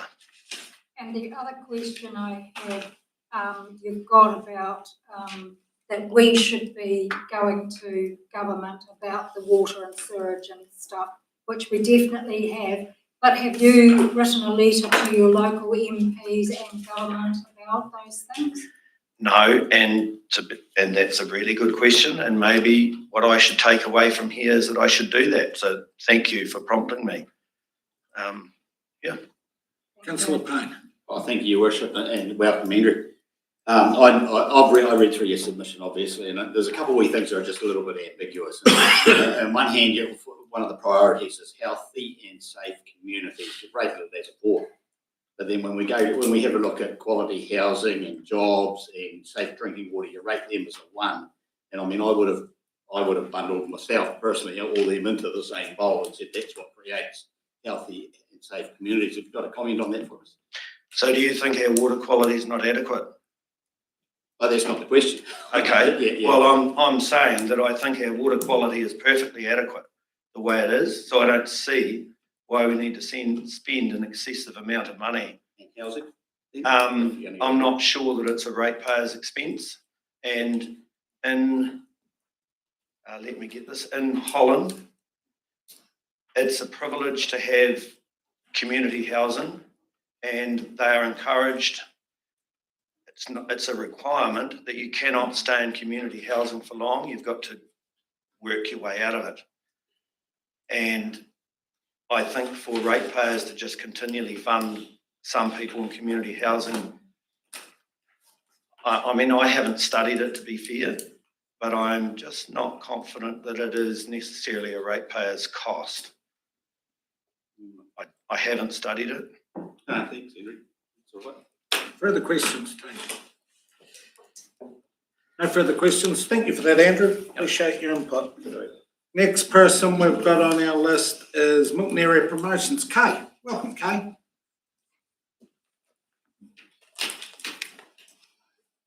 Sorry, my apologies. I can't remember your associate's name. Sorry. Cam, as you'll. Thank you very much for allowing me to speak today. I'm speaking on behalf of. Closer to the mic, please. Pardon? Closer to the mic.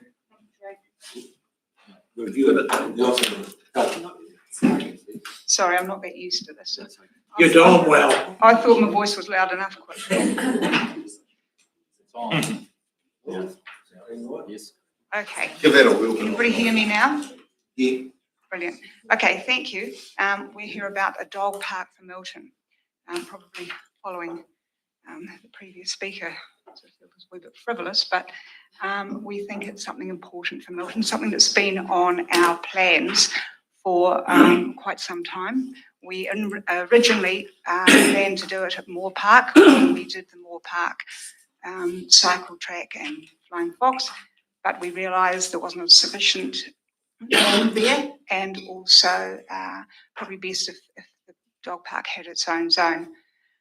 We've identified now the old tennis courts at the top right-hand corner of the Taylor Park. I think you've all read the submissions we had, and we think it's going to be beneficial. There's a lot of dogs in Milton, and somewhere for them to take their dogs to walk and to socialise. And we think what our project at Moore Park taught us was that with community involvement and volunteer work, there's a lot we can do.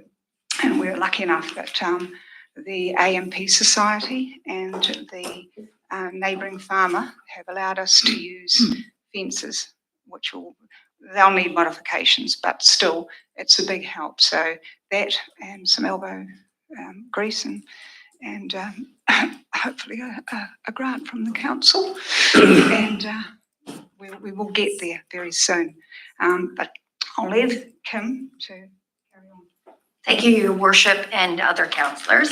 My name is Kim McClure, and I am a social worker And I'm also a community counselor. I moved to Milton 2 years ago. I am quite passionate, not only about dogs, but also about the Milton community. And part of the reason that I've joined kind of the forces with Kay and the rest of the team around a dog park is I think it's really easy to just focus on our four-legged friends, but actually the benefits for community members are quite immense. And I'd like to highlight those. So thank you for giving me the opportunity to support Kay by providing this additional information. What I can see is it actually provides benefits for people of all ages. It's something that's easily accessible. I'm someone that walks my dog every day in Milton, and I can't tell you the volume of people that I've met through that interaction I've had with them on the street. I encounter lots of elderly people, and believe it or not, though I'm walking my dog, I'm also doing a wellness check on a lot of the elderly people who are around and who are isolated. I know that at times we say that, you know, it's a frivolous spend, but we will always say that things are a frivolous spend if they're not benefiting us directly.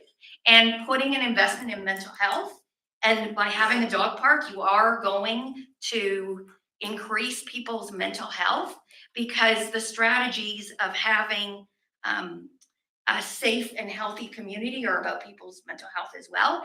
And I can provide you with screens of information, but I figured you have enough to read already in relation to what's been provided today. A dog park also fits very closely with the Mental Health Foundation's 5 Ways to Wellbeing. A dog park allows people to give time to one another, advice, and sometimes for those people who feel isolated, a smile. It helps you stay active. It helps you notice the small things. I don't know if it's the same for you. Watching dogs play, watching children play, watching the innocence in life, that gives me a smile, and that helps me mentally. Learning from one another, and also breathing in the fresh air. This is something that for a small cost, and the reason it's going to be a small cost is because Kay and the rest of the committee are going to be looking at the labor and the engagement with the community, et cetera. So it is a small price to pay for the infrastructure to have a good dog park. And it gives another reason for people to visit Milton. And I'm sure we all can agree that well-socialized and well-cared for dogs are a benefit all around. So I thank you very much, and I would just ask you to consider the proposal that's been made, keeping in mind that this is going to benefit a lot of two-legged friends, not only from Milton, but from outer areas as well. Thank you. Just one more thing I forgot to mention. We're lucky enough to be able to submit our plans, when we get completed plans, to Mark Beattie. I don't know if anybody's familiar with him. He's a dog behaviourist. He had a program on television, and he knows a lot about dogs and their behaviour. So we can submit our plans, and he could advise us on the best way. We've also been lucky enough, Rob Mills has been really helpful as well. So, right. That's Rob from the vet. Yes, he's been great. Yeah. Question, Councillor Graham. Welcome, ladies, and well done. Look, considering the need for austerity, would you be prepared to defer the progress of the dog park for a year or two? Or do you feel that Any particular reason? the mental needs of the people with dogs is greater than the mental needs of people that are struggling to pay their rates? Understandably, we could consider it. We could consider, if you approved the dog park, but not the funding, well, we would just carry on, be happy enough to carry on. But it would be really nice to have some funding. Probably, I hope I'm not overstepping the point, but with the Moore Park upgrade, the council did not donate $1 towards it.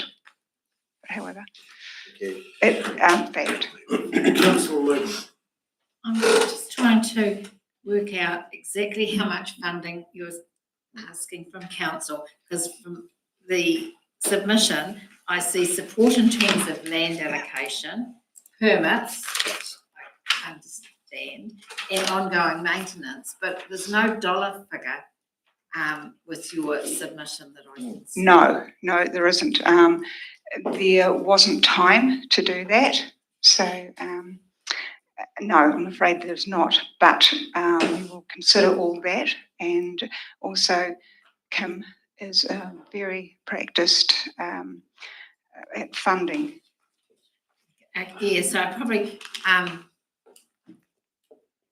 that would be that's I guess my concern, and a true timeframe proposal of exactly what you're doing, and hence I perhaps go back to Councillor Graham's comment on would it be pushed out a year or so until you've actually got your plans, etc., firmed up. I believe that with this opportunity, we're not asking council to fund the whole dog park. That can lead up. You know, I've looked at other councils' submissions for approved dog parks. I came from Whakatane district before I came to the Milton area, and I had a look and have sought some advice from them. We have been discussing those areas. You know, if council met us halfway with the costs, the firm costings, which we have not gotten that far yet, but we will at a very fast pace if there is a commitment. We will seek those outside supporters to fund the other half of this dog park, because it's in the benefit of many people within a community.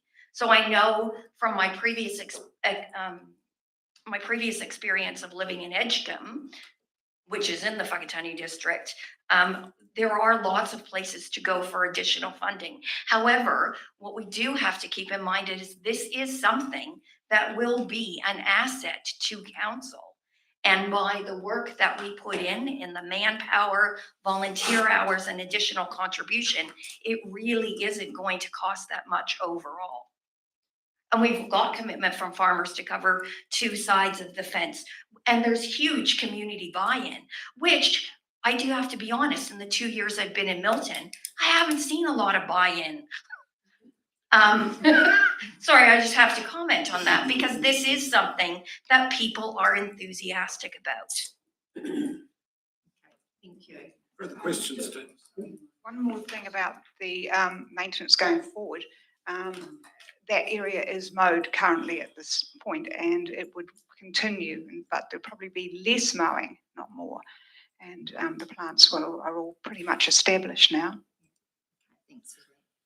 Can I ask, are you familiar with the new Balclutha Dog Park facility? Yeah, I went and had a look at it. So the area you're talking about, just to try and get the hang on how much money is it?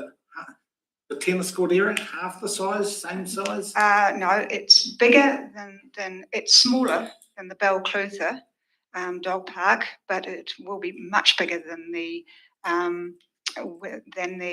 tennis courts, because we can run out to, on the west side, we can run out to the Tap Farm, and we can use that. He's got deer fencing there, so we can use that. And it's just a matter of running chicken wire along that. So, and same with the on the north side, going onto the AMP grounds. They've also got deer fencing there too, and just more chicken wire. So that will help. And it's also got a lot of plantings. You mentioned Rob and the tank. The Balclutha Dog Park, what a magnificent facility, and that was a gift to the district, primarily from the work and the input, but also the funding from the Clutha Vets. Have you looked at a key sponsor that, I have. Dogs, animals, vets? Yes, yep, I have. But I thought that would be putting the cart before the horse in a way. If we can get the council's approval, then we can. I have put my toe in the water with Clutha Vets if they would contribute, but this has not been the best use for farmers, so therefore that will flow on to the vets. So I haven't taken that any further, and we'll see how we go I figured this was our first step. Sorry, I've got one, like, you can tell I'm enthusiastic. I was gonna bring my dog, but I didn't think he'd be allowed. Anyways, the other point that I'd like to raise is that actually we said, how is this going to affect people in a very, very economically constrained time? We're not looking like hundreds of dollars on each taxpayer's head to have a dog park. We're looking at maybe $5. And if you talk to any other dog owner, they probably spend more than $5 on toys that get destroyed. A dog park is something that's always there and gives enjoyment for many, many years. I was led to believe that there is actually a fund available which could contribute to it.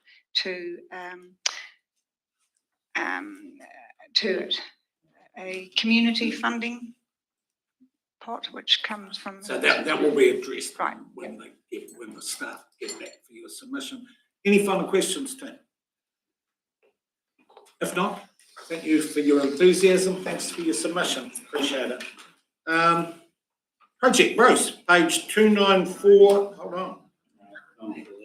Someone told me Matt Craig wasn't here and I put a line through it.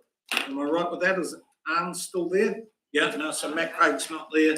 So that does go to page 294. And welcome, Kim. Hello. Caroline, the floor's yours.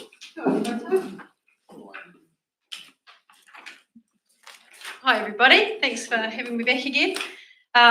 Each year for the last 3 years, council have contributed $60,000 towards the funding operations of Project Bruce.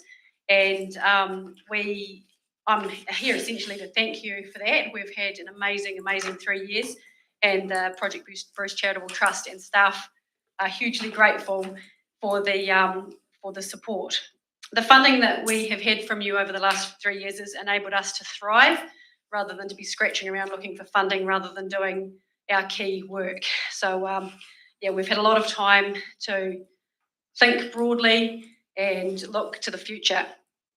I sent out an accountability report with my submission. I hope everybody's had a look at that. There's about 1 million projects on there that we've completed that have been incredible. And I'd burn up my 5 minutes really quickly talking about all of those. So I'll let you have a read on your own time. Ongoing, we've got a lot of things still happening. We are supporting our youth wellbeing. We were part of a project that has secured almost $500,000 for a social worker in our primary schools to look after the mental health of our under 12s and their whānau. Our sustainability projects are still going ahead. We've got predator trapping, our community garden, food security, which is ongoing, and waste minimisation. In terms of beautification, we've got more public art in the pipeline and more planting around the area. We collaborate with the Milton Community Shed, which was an initiative we got going a few years ago, and there's lots of construction projects that we're doing with them for our 3 communities of Milton, Tiedemouth and Waihola. We've got an amazing tertiary collaboration with the Otago University School of Social Work and the Otago Polytech Occupational Therapy Department. They give us students each year to come and help us fulfil our projects. And we provide resources, which we'll keep doing, welcome packs for newcomers to the area, opportunities brochures to let everybody know what good things are happening in Milton and the Bruce District, and a free community calendar that goes in our Genesis newsletter each week. Those things are ongoing. We have a 5-year partnership with the Department of Internal Affairs, so our funding is looking pretty secure in the meantime. But through all these activities, we have grown leadership, made connections, and most importantly, 40 hours a week, and not including the time I spend lying awake at night thinking about our district and the phone calls and messages 24/7 that we have from our people standing in supermarket aisles, conversations. We've really, really got to know our community well. And I just would like to say a massive thank you to Kay and Kim for coming along, and everybody else from the Milton that has come along and will be coming along over the next few days. They're just a really good example of the type of positive, amazing, forward-thinking people that we have in our town. It's easy to think of these projects as being frivolous and overspends, but what it is a huge amount of people pushing to make a town an amazing place to live, which is good for our health and well-being and attractive, that will bring ratepayers, that will not hemorrhage ratepayers and make the situation worse. So just want to say, acknowledge you too. So going forward, we've got some pretty big projects planned. We want to facilitate the creation of a narrative for Tōko Marero. So that will be a document capturing our past from prehistory to Māori inhabitancy, European settlement through agriculture, industry and to today, so that we can understand our past to move into our future as a reference for the community and an educational resource.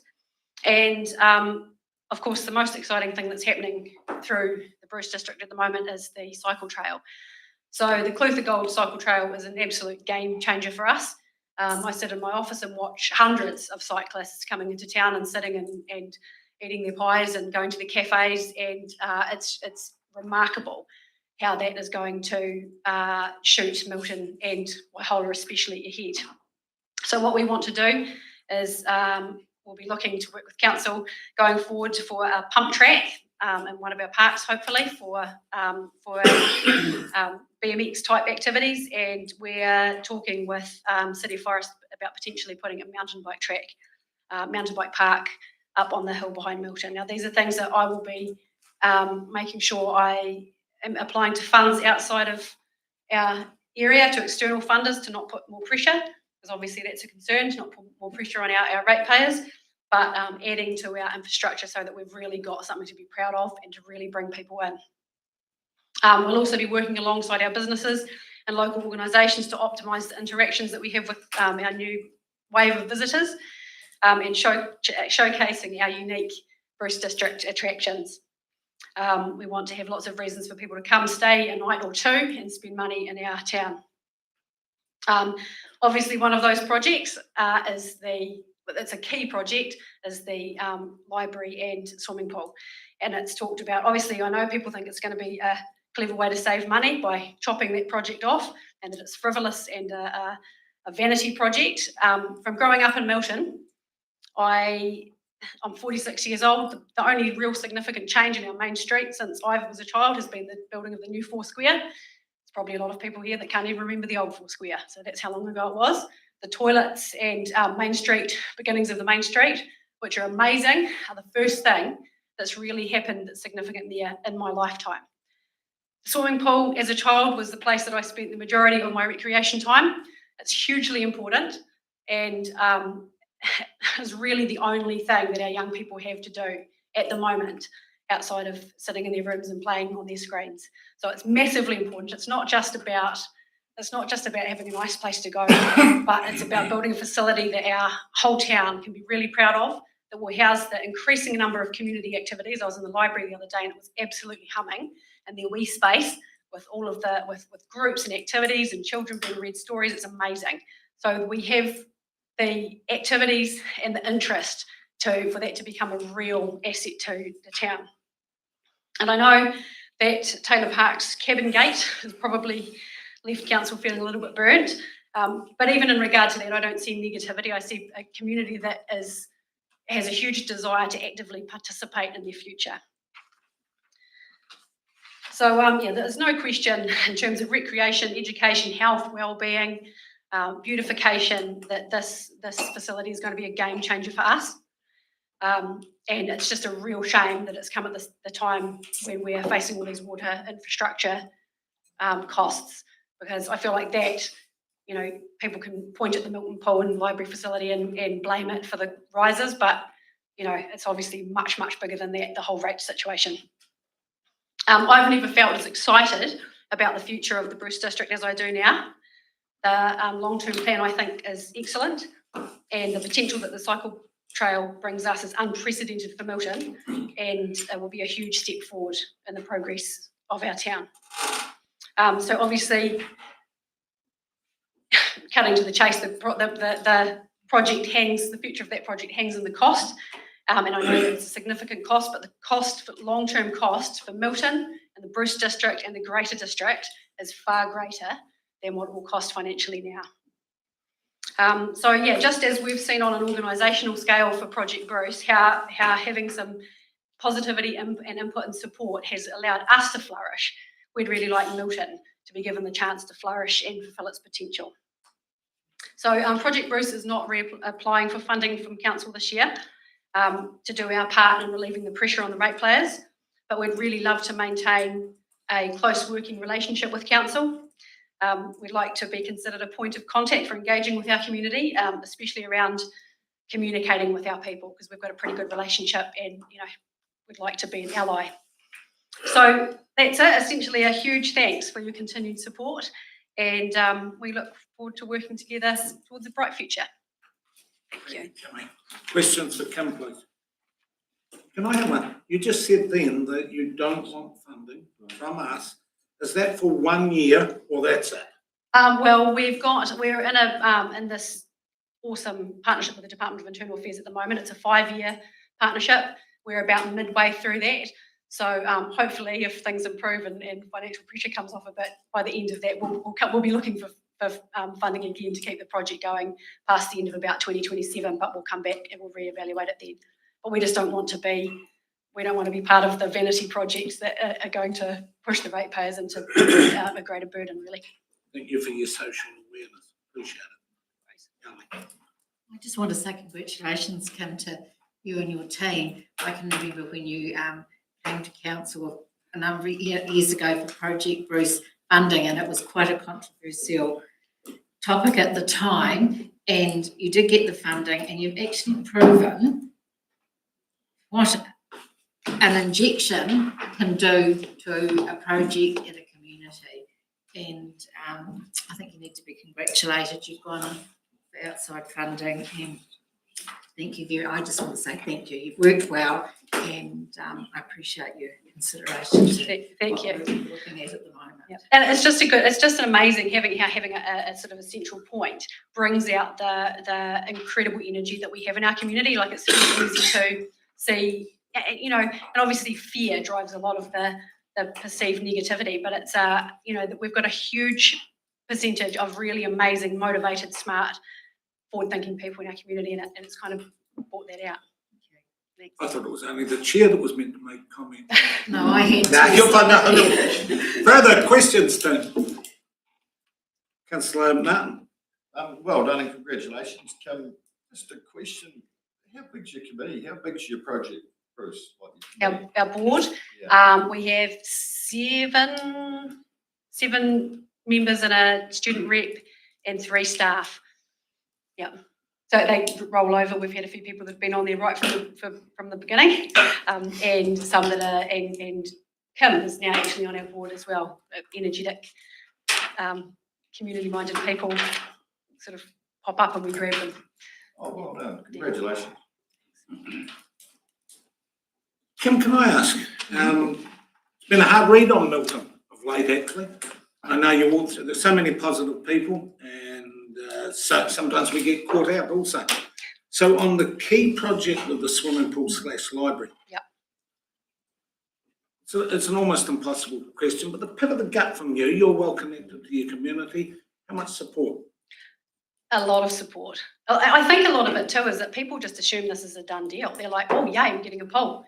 So if there's been a lack of, I don't know what the numbers look like in terms of submissions, but people would assume that it's done. All our school children are excited about it.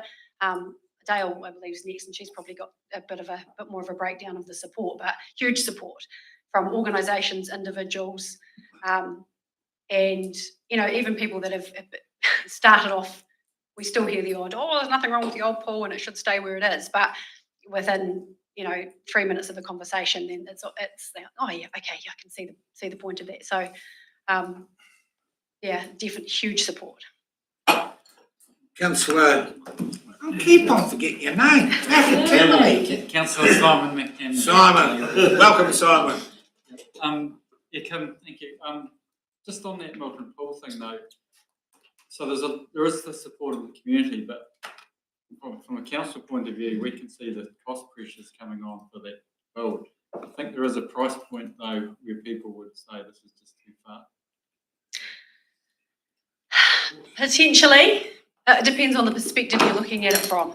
If you build a house, it's going to cost $700,000. So a $14 million facility for the next 50 years, or 16 or $18 million in terms of what it will do for our community, the uplift that we will get from it, I think that's really hard to put a price point on. How do you put a price point on that, on kids learning to swim and on all of that stuff?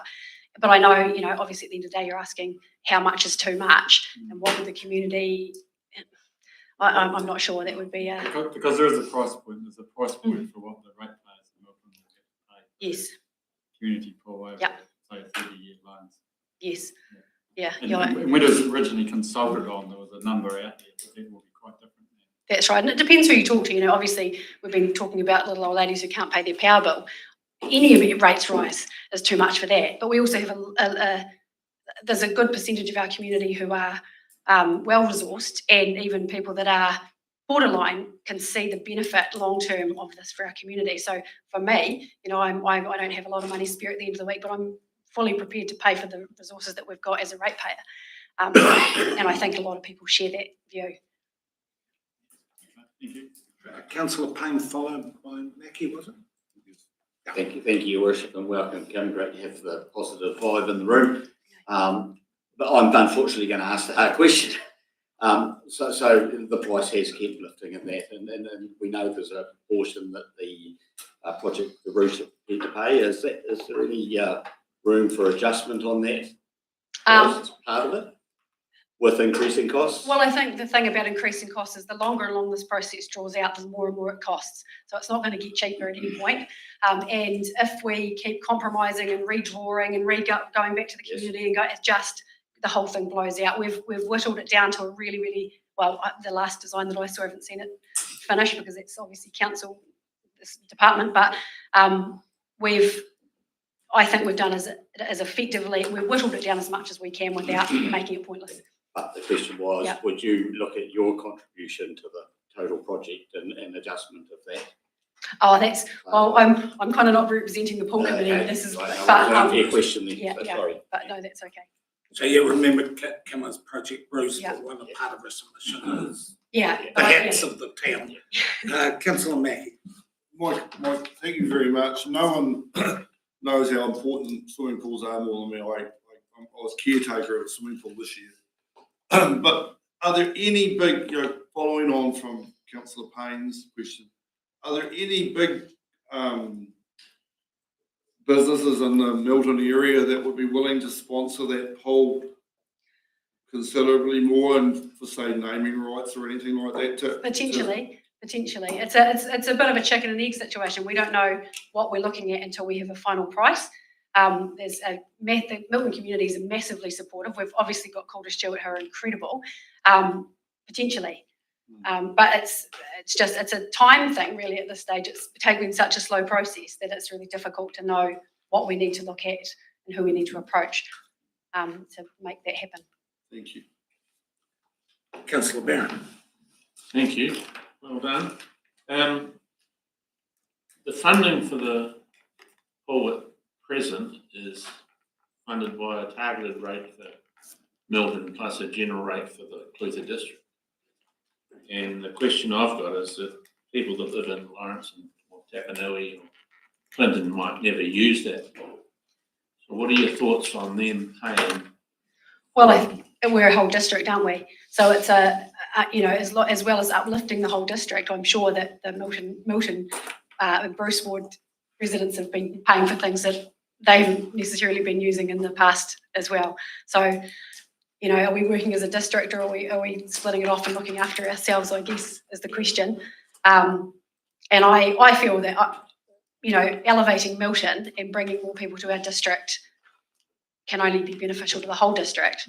And I'm happy to pay for the Kai toilets and a contribution to the new Clutha library. So I guess it depends on your perspective of how you view sharing funds throughout the community, throughout the district, or whether everything should be separated into you only pay for what you use. Yeah, that was Yeah. Kim, can I ask, as I'll get back to Project Bruce, which is, that's your submission. You are one of the preeminent social providers in consequence. we're aware of the social trends. While we've got you here, we have to find out what's ticking in Milton, what's changing, what are the challenges that are facing Project Bruce. I feel now that we're not contributing, I'm going, how can I do that? But we need to know. It's for the wider picture of what's happening in Bruce. You want me to answer that now? Mm. Well, it's, you know, we're being the community development organisation, we're looking for, we want to hunt out the dreams and the hopes of our community. And what our community is seeing, we're starting to have the shift to understanding that Milton may be something bigger than just great rural hub and agricultural centre, to being something, a place where tourists want to come. And we've got amazing business people that are starting to really get on board with turning the tide on making Milton. I grew up in Milton. I'm not unaware of the fact that, I couldn't wait to get out of there as a teenager. I was never coming back. And things haven't changed a huge amount, but we've got potential. We're in this moment, at this crossroads, this moment of Milton could be a town that is like Clyde, or like, a town that's gone from being relatively unremarkable with amazing people, which isn't represented by its physical appearance, to being a town which is that physically and economically reflects the amazingness of the human resources that we've got there. Councillor Finch. Thank you. I missed the meeting. We got all the businesses and that together to have a brainstorm. Can you give us a bit of a breakdown of what happened and what people are doing? Are there going to be cafes staying open a bit later to get those cyclists going through? Yeah, they're all working together. So it was amazing. We had 27 different business owners and accommodation providers in the room, and everybody sees the potential.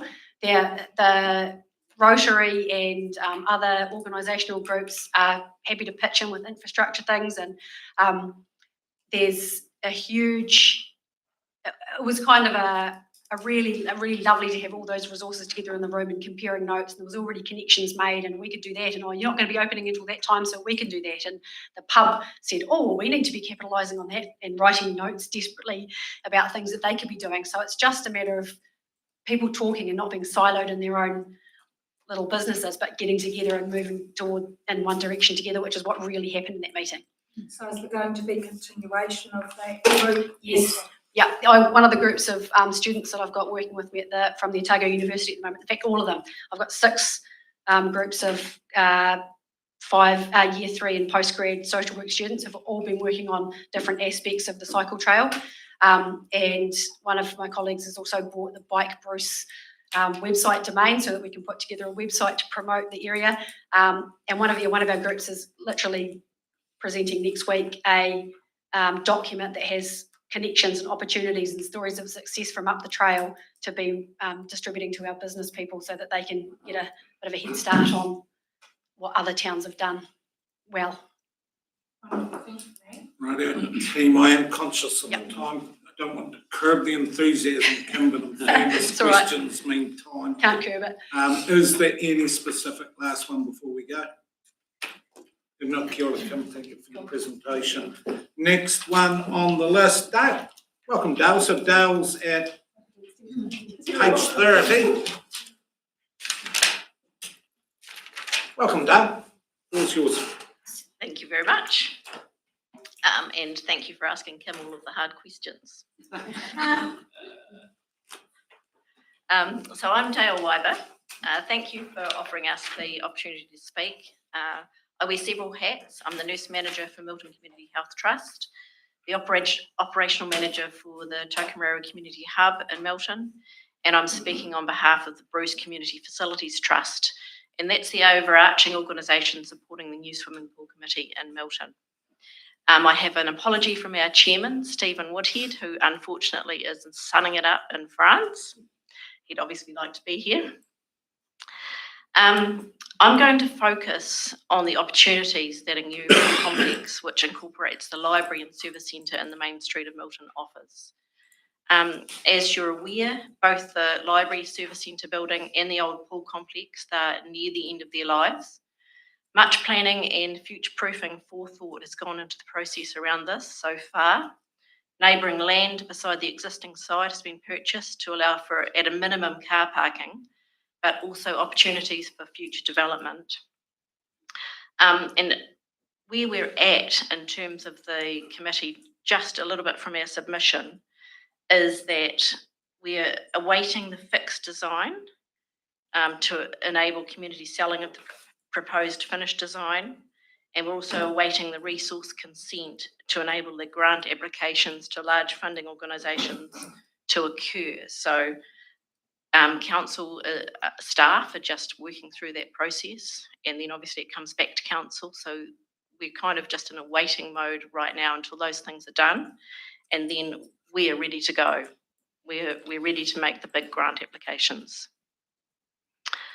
Some of the other opportunities around the tourism, and Kim's really covered that. The cycle trail is complete every day. There's lots of cyclists down the main street, eating at cafes, looking for recreational opportunities. And a pool complex could offer that swim lockers so they can lock their stuff away and walk around the township, showers. School children, the Minister of Education expects that all students will have an opportunity to learn basic aquatics by the end of year 6, and also state that water is important for their identity, for our well-being, for enjoyment, nourishment, for building positive relationships and including skills and knowledge to be safe around water. Rehabilitation, I look like a whole person standing in front of you, but I'm not. I've got a badly fractured humerus that is slowly improving, and I would have valued the opportunity to have some rehabilitation in a weightless environment, and we don't have that opportunity in Milton without driving to Balclutha, to the pool, or to Dunedin. I'm not allowed to drive, so that doesn't leave me many opportunities for rehabilitation. The new pool planning has a ramp, and also a spa pool. We can't afford the therapeutic pool like they have in Mosgiel. And so even with those small limited opportunities, that would make a great difference to many of our older age people in terms of rehabilitation. And also to the physiotherapists being able to do planning in the pools around rehabilitation.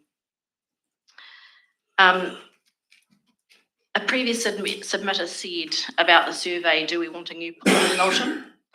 The question is actually, what will Milton do without a pool? And that's on the cards. You know, the current pool is not fit for purpose. So it is on the cards. As a pool committee, we've raised around $160,000, and we've been supported immensely by many organisations and individuals. These include the AMP Society, Rotary Lions, RSA, Rebus, the Young Leaders at Milton Primary School, the Mayor's Task Force for Jobs, Council and Council staff.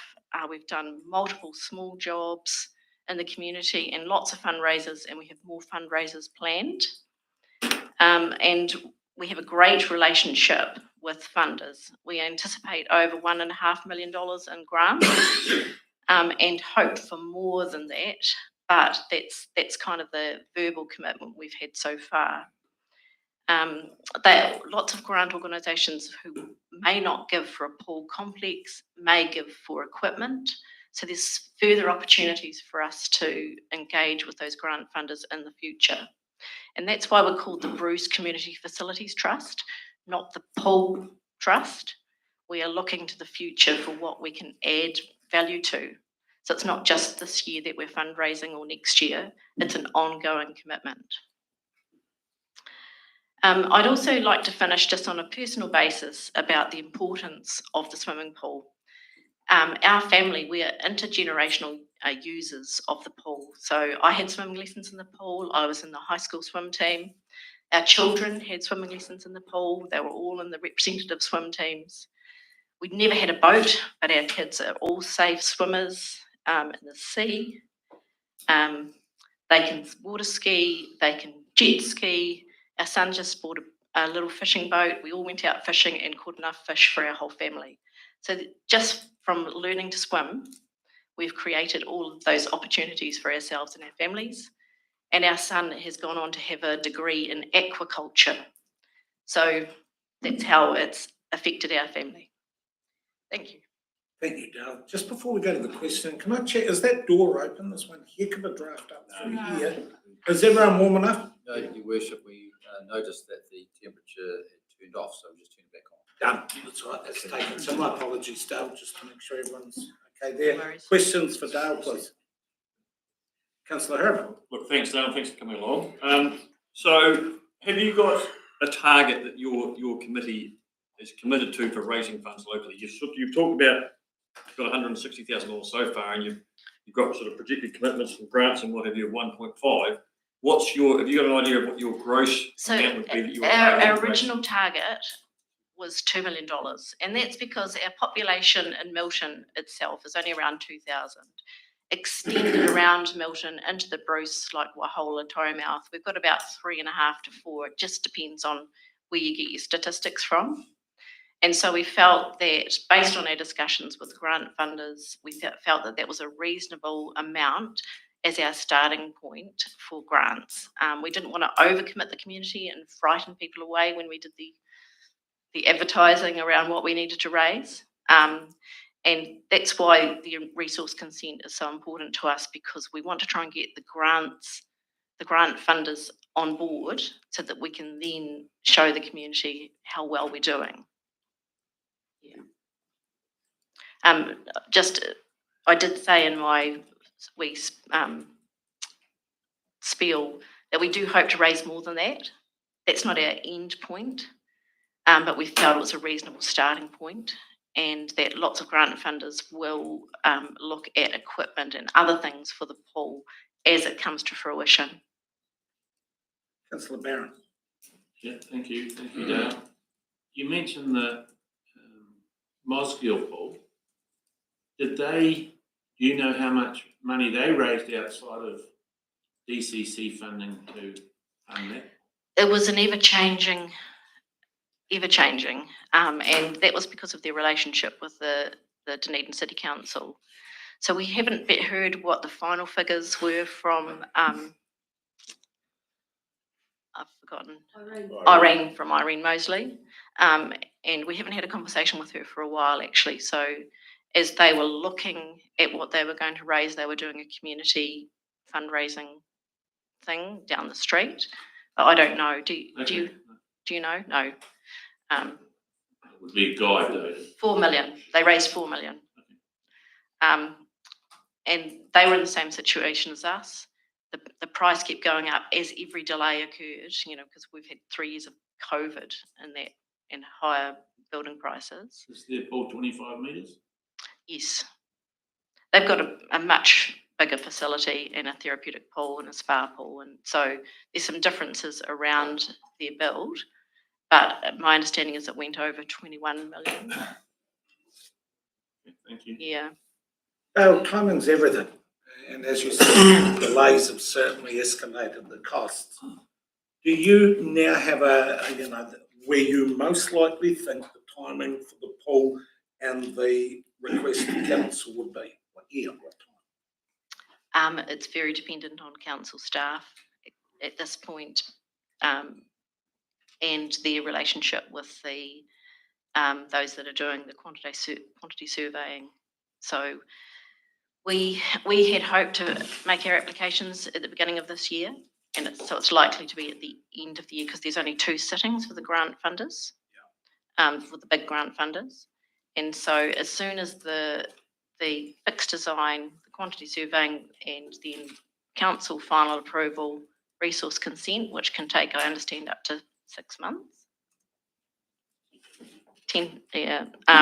So we would hope that it would be at the end of this year that we would be applying for those grants. The Otago Community Trust is a 3-month wait. So we have the opportunity to do that this year and know by the end of the year. And they are our biggest funder. Lottery Community is later in the year, about November. So we wouldn't hear from them until early next year. I also asked Kim, so I have to ask you, real hard to read at the moment. You're immersed in your community. You've been immersed in this project for a long time. What would you say the level of support from the Bruce community is for the project? Well, I think we've shown throughout all of our fundraising and throughout all of those organisations that hold quite a number of people within them, that we have significant community support. The positiveness and the expectation that the pool is just going ahead, but because we're not publicising much about it, people go, is the pool still going ahead? So we need to have that positive sign and that fixed design to push that forward. And we've tried not to talk about it too much out in the community until we have that. Yeah. Then there's one other question I've just got to ask you, because you don't know and I don't know, it probably didn't happen. But I'm constantly getting told that there was a benefactor that was willing to pay for the whole project. I've never heard of it. So if I haven't, you'll be the only other person that would. Have you ever heard No, of it? I've specifically asked that question and I've been told it's not true. And one last question, they have, this is the dichotomy that the council is in, where we get the two pressures, the needs for the facility and the need to maintain the rates. It has also been said, there's a swimming pool in Mosgiel, there's a swimming pool in Balclutha. What's your thoughts on that statement? I think you'd have to truck an awful lot of school children from Milton to those pools for them to be able to learn to swim. I think you'd be denying our future generation an opportunity to be safe in the water. I think you'd be denying me as a person an opportunity to rehabilitate in a pool. We've got an ageing population, so our over 65 population is growing. The number of people who don't want to be hoisted into the Balclutha pool, but want to be able to walk down a ramp into the Milton pool, is significant. Last questions, team. Thank you, Deb. Thanks for the work. Oh, sorry. Slow off the mark there almost. Oh, sorry, Councillor McCrosty. Question. Congrats to you and the team. Pretty amazing, pretty driven. Have people, weird question, have people asked the money that you're raising, is it just going to the pool side of things or service centre, etc., as a whole? We've made it very clear that while we support having a combined facility and that there's definite savings to be made in having that facility together, along with a great looking building on the main street, that we are only fundraising for the pool. Because that is a question people ask, why are we fundraising for the pool when it should come out of our rates? And we've explained that by saying that council doesn't have the opportunity to apply for grants. And there's a lot of money out there that we can access and that will make it cheaper for ratepayers, not dearer. Yeah. This time, Dale, thank you for all that you do in your community and also for your presentation. All the best with your rehab. Thank you. Kia ora. Tommy. So the last of the sort of the assigned speakers today was Tom White. So it's page 388 in the booklet. Welcome, Tom. Good to see you here, and the floor is yours. Well, I haven't really got a lot to say, except there's only a couple of things I was going to talk about. But number one, the Cacre Point toilets, throughout the last 7 or 8 years, my wife's had the job of cleaning them. We've lived just through the gorge from Cora Creek, up to about 2 years ago. We were farming through there, and Jackie had the job, and I used to quite often go with her. And there's no way it'd be a terrible idea to incorporate the new toilets with the surf club. I'm telling you, there's hardly any parking there in the middle of summer now.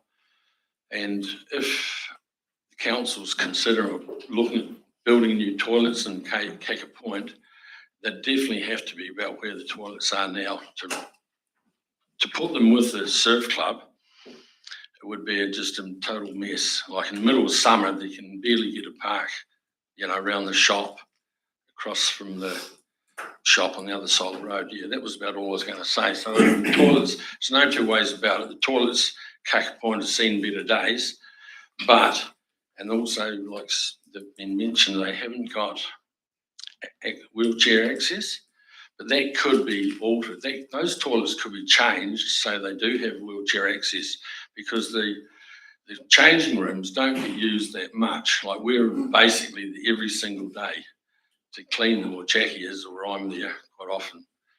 I do it for her. Or we do it together actually. And those toilets could be tidied up because, you know, and carried on used for a few more years yet. They are pretty rough looking though. And the reason I say that is because the truth is, I'm not sure if you people understand, but do you know what compounding interest is? Well, I do, because I've been in a few situations over my life where I've borrowed money for farming or fishing or commercial fishing, and we just didn't cut it. Things went pear-shaped and we weren't servicing interest, and it got pretty ugly. So, and that can happen with anybody, I think. But honestly, it concerns me, this council, the debt that this council is accumulating, and another 10 years, let alone 30 years, when my grandchildren will be grown up. How the heck is, if you don't start making a plan now to reduce debt, not continue to borrow and borrow and borrow for things. It may be nice having nice swimming pools in Milton for a couple of thousand people, but it's, you know, at the end of the day, that's got to be paid for somewhere. You know, I suggest Calder and Stewart have probably done better out of this town or better out of this council than just about anybody in the history of the Clutha District Council. Order. Well, yeah, well, they've done pretty well, I think, with the toilets they've been building and the prices that have been coming in for the toilets. And at Newtown Hall, I would think they've done very, very well. I used to be a plumber, actually. I was a self-employed plumber here a few years in Clutha a few years ago before we got farming.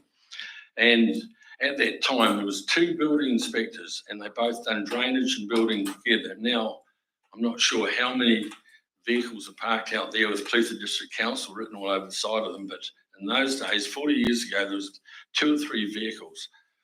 And it concerns me, the amount of debt that this place has got and going to continue to increase by, because honestly, if you don't pay off debt, our grandchildren will be only paying, all their rates will go in as interest on interest on interest, and it's going to, it'll be no good for anybody long term. That's about all I was going to say. I actually do use the Clutha Bar swimming pool probably as much as anybody does. In fact, the last 2 or 3 years, for health reasons, I go to that hot pool probably 2 to 3 nights a week. And I'm staggered how much that dog pound thing, with the dog, you know, area gets used. It's huge, the amount of area. I'd never even given any thought until somebody spoke about it today. But that's a real asset that we, for all of this, you know, the amount of people that use that is staggering, because the hot pool in Clutha looks just straight over there. So you quite often sitting there, you see all these dogs doing tricks and running up things, and you know, it's one way to spend the time. Or look at you and your house up the hill. Anyway, so I just put a plug in it actually, because that does. It looks like it really gets used a lot. But as far as the swimming pool, I didn't come here to talk about it. But I'm surprised how little it does get used. Like I go at night time, so I don't know how many people use it during the day. And quite often during the holidays, we take our grandkids for a swim, and it's, you know, reasonably well used, but it sounds like it's a heck of a lot of money for a wee town like Milton to, yeah, for a couple of thousand people. So that's about all I had to say, is you've got to start looking at some reducing debt, not incurring it. I believe that. Yeah. Thank you, Tom. Councillor Graham. Tommy, someone who didn't have much to say, you did well. Yeah, well, that's the toilets.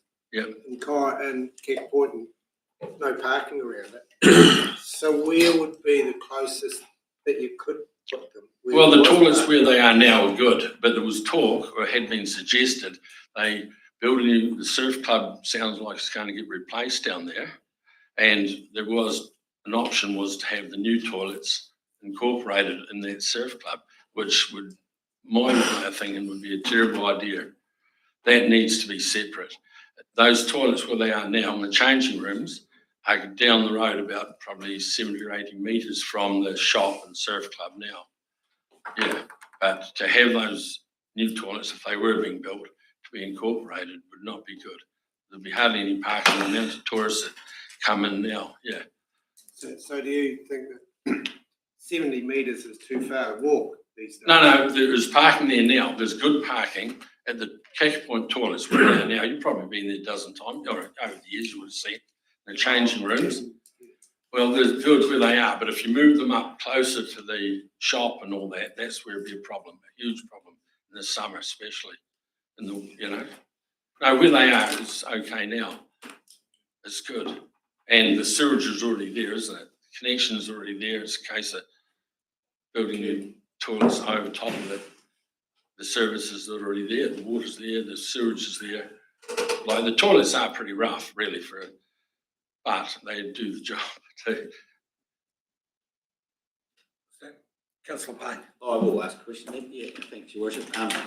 Tommy, yeah, I was just thinking about the swimming pool, and our previous speaker spoke about actually what it would be like to have the pool. You've indicated you're a frequent user of the swimming pool. How would it feel if they had to close the Clutha pool down? Oh, it'd be gut wrenching, really. Yeah, it's an amazing facility. It's a sad, it's a bit of a shame that just not as many people use it probably could during, yeah.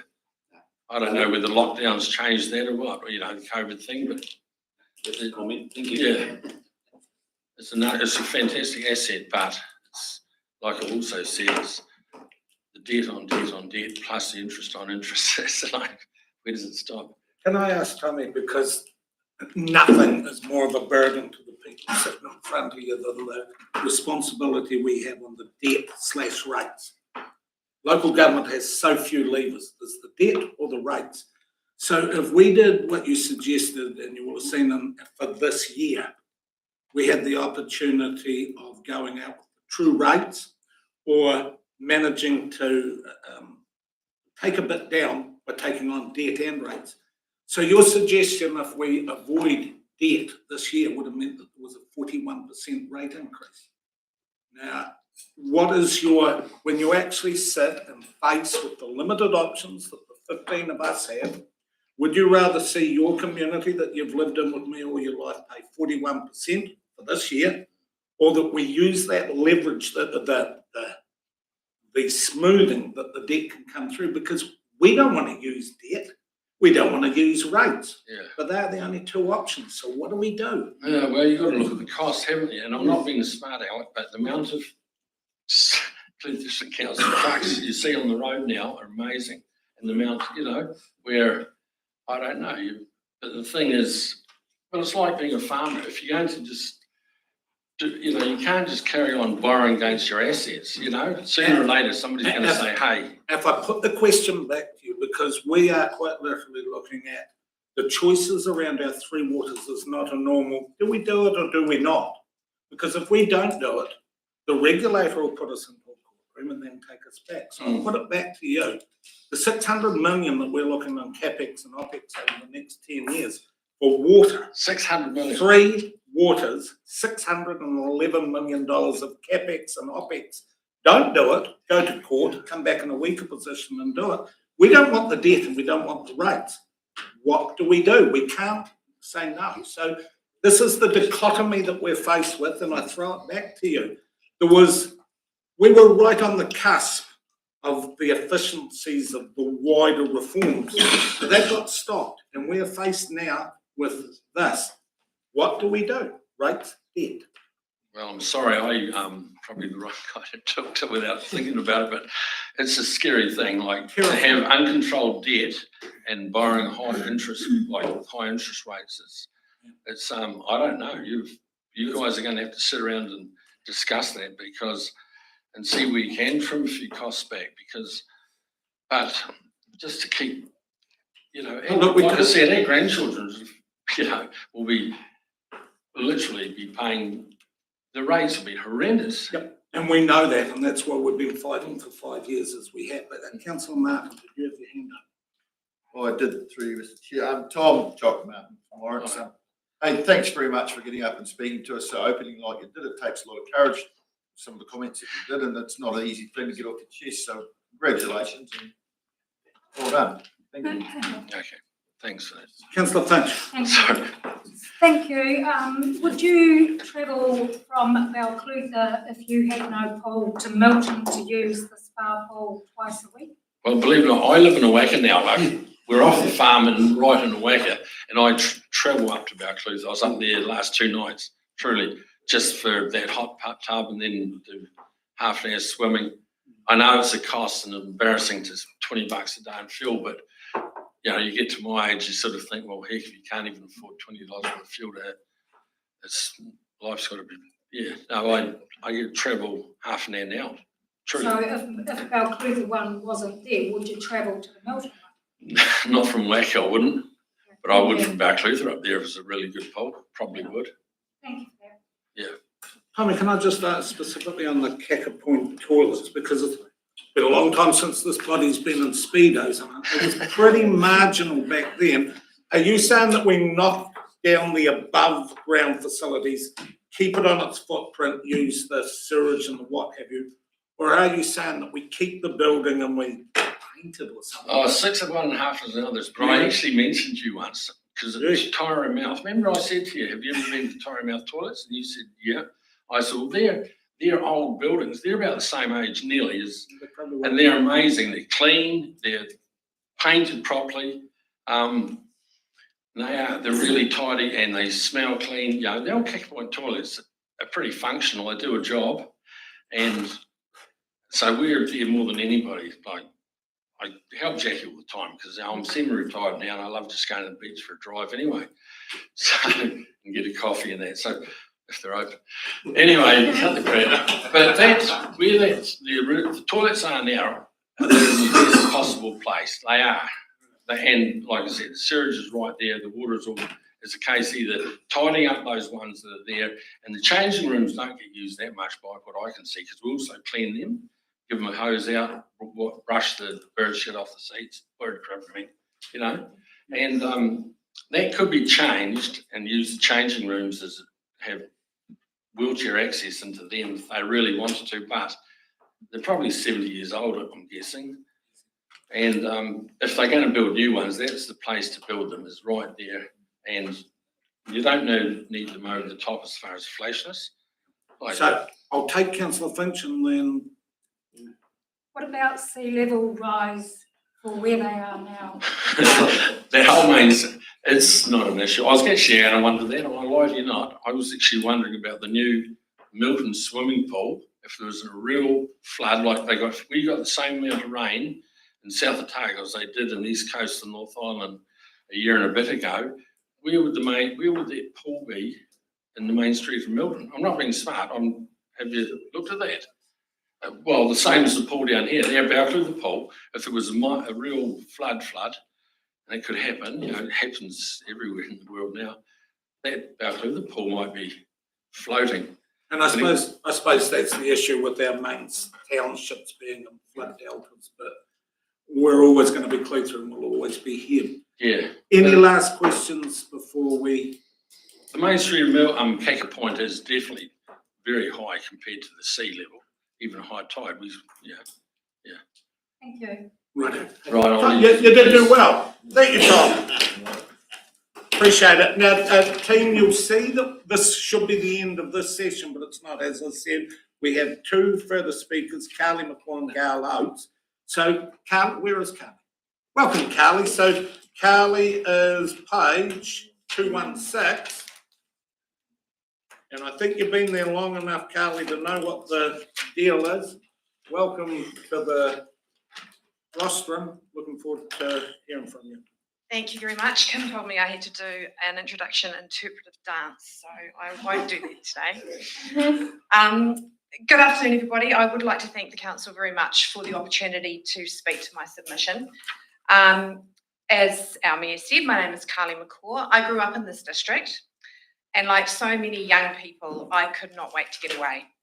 I never expected that I would return here to live, but 3 years ago, my husband Tim and I decided to change the focus and direction of our lives, and we moved back to Melbourne to take over my family's honey business. This was not a decision that we took lightly. We left a beautiful home and a lovely town and a strong network of friends. I gave up a well-established career as a pilot. Tim committed to commuting from here to Auckland for his job. And our daughter left close friends behind. But in front of us, we saw opportunity. A home and business in a rural community that, while honestly seemed to have changed very little in the 30 years since I left, now had growth, development, and a clear focus on the future as its core drivers. Friends and family spoke with excitement of the new pool and library complex that was being built in Milton to replace the old failing facility. They talked about the upgrade to the main street and the beautification that would create a thoroughfare residents could be proud of and that passers-by would want to stop and explore. These were things that we had seen happen in other future-focused towns that we had lived in or near. And we wanted to be a part of that, to contribute to that forward momentum.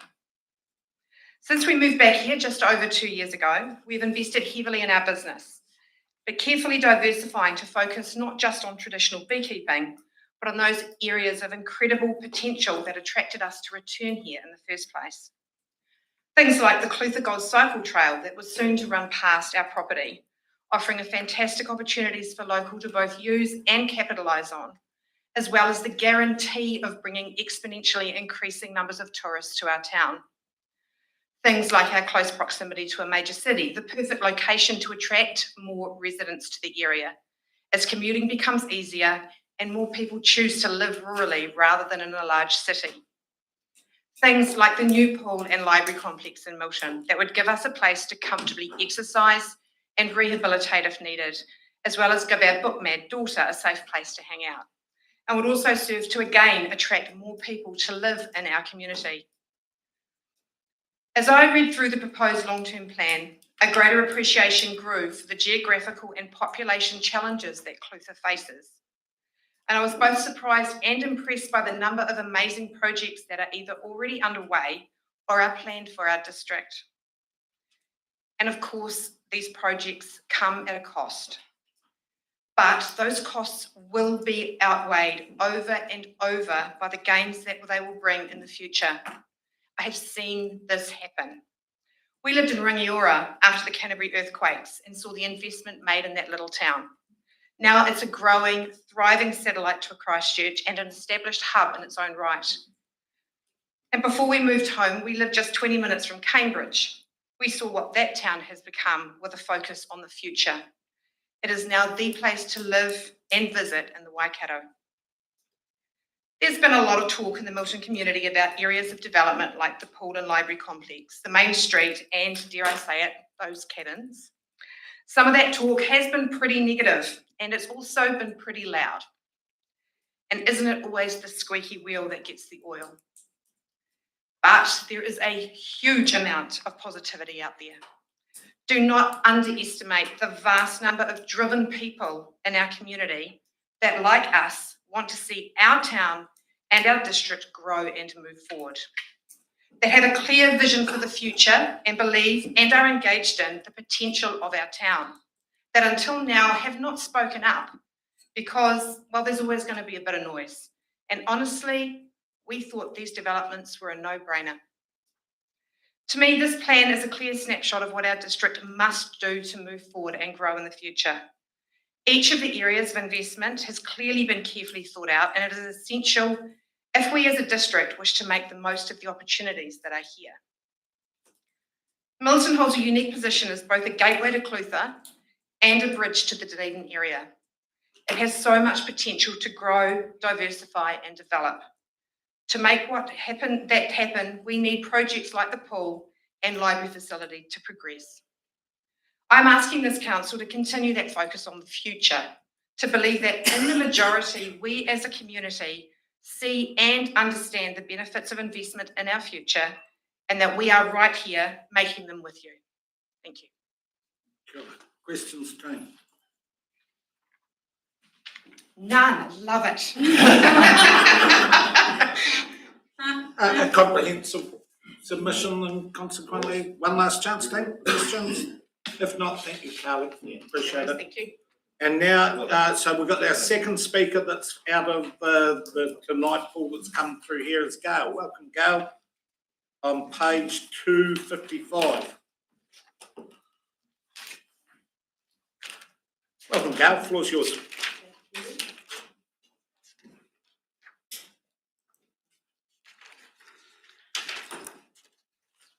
Well, this of course is addressing the long-term plan as that's why we're here.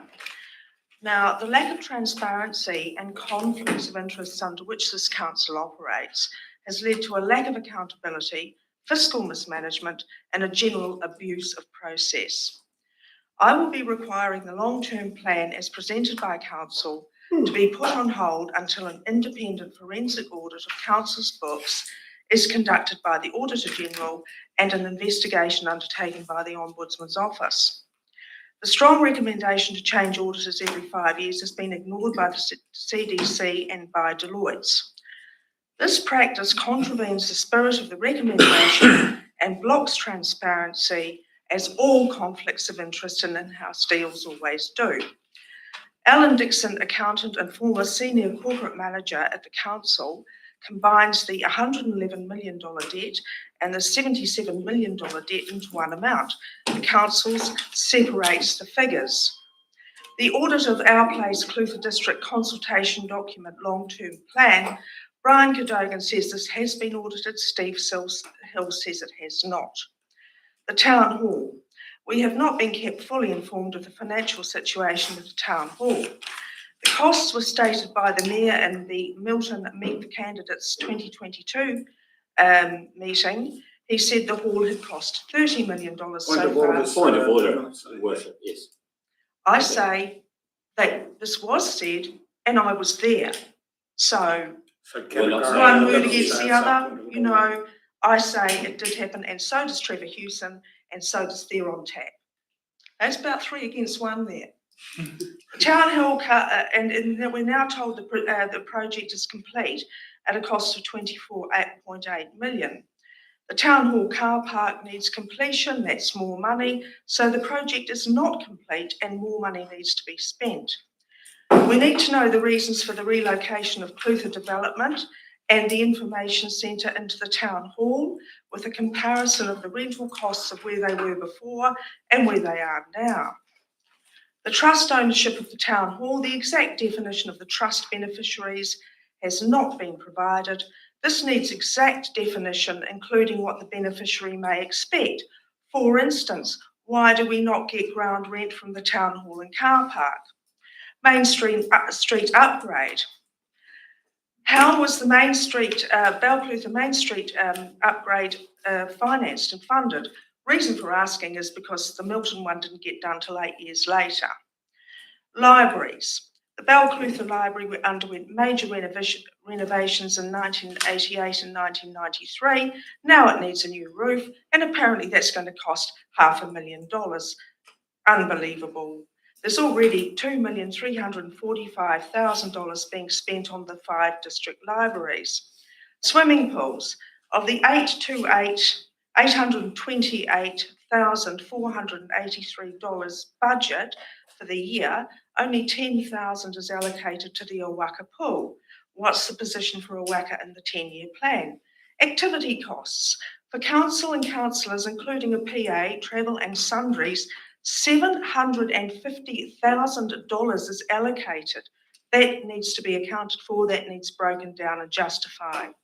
Taylor Park, accommodation units illegally placed by council at a cost of $750,000. We need to know how much they're being sold for and what the future plans for Taylor Park are required to be. Long-term water strategy. The Mayor and other councillors tell us that the long-term water management costs are going to be at least $600 million. A full and detailed breakdown of costs is required.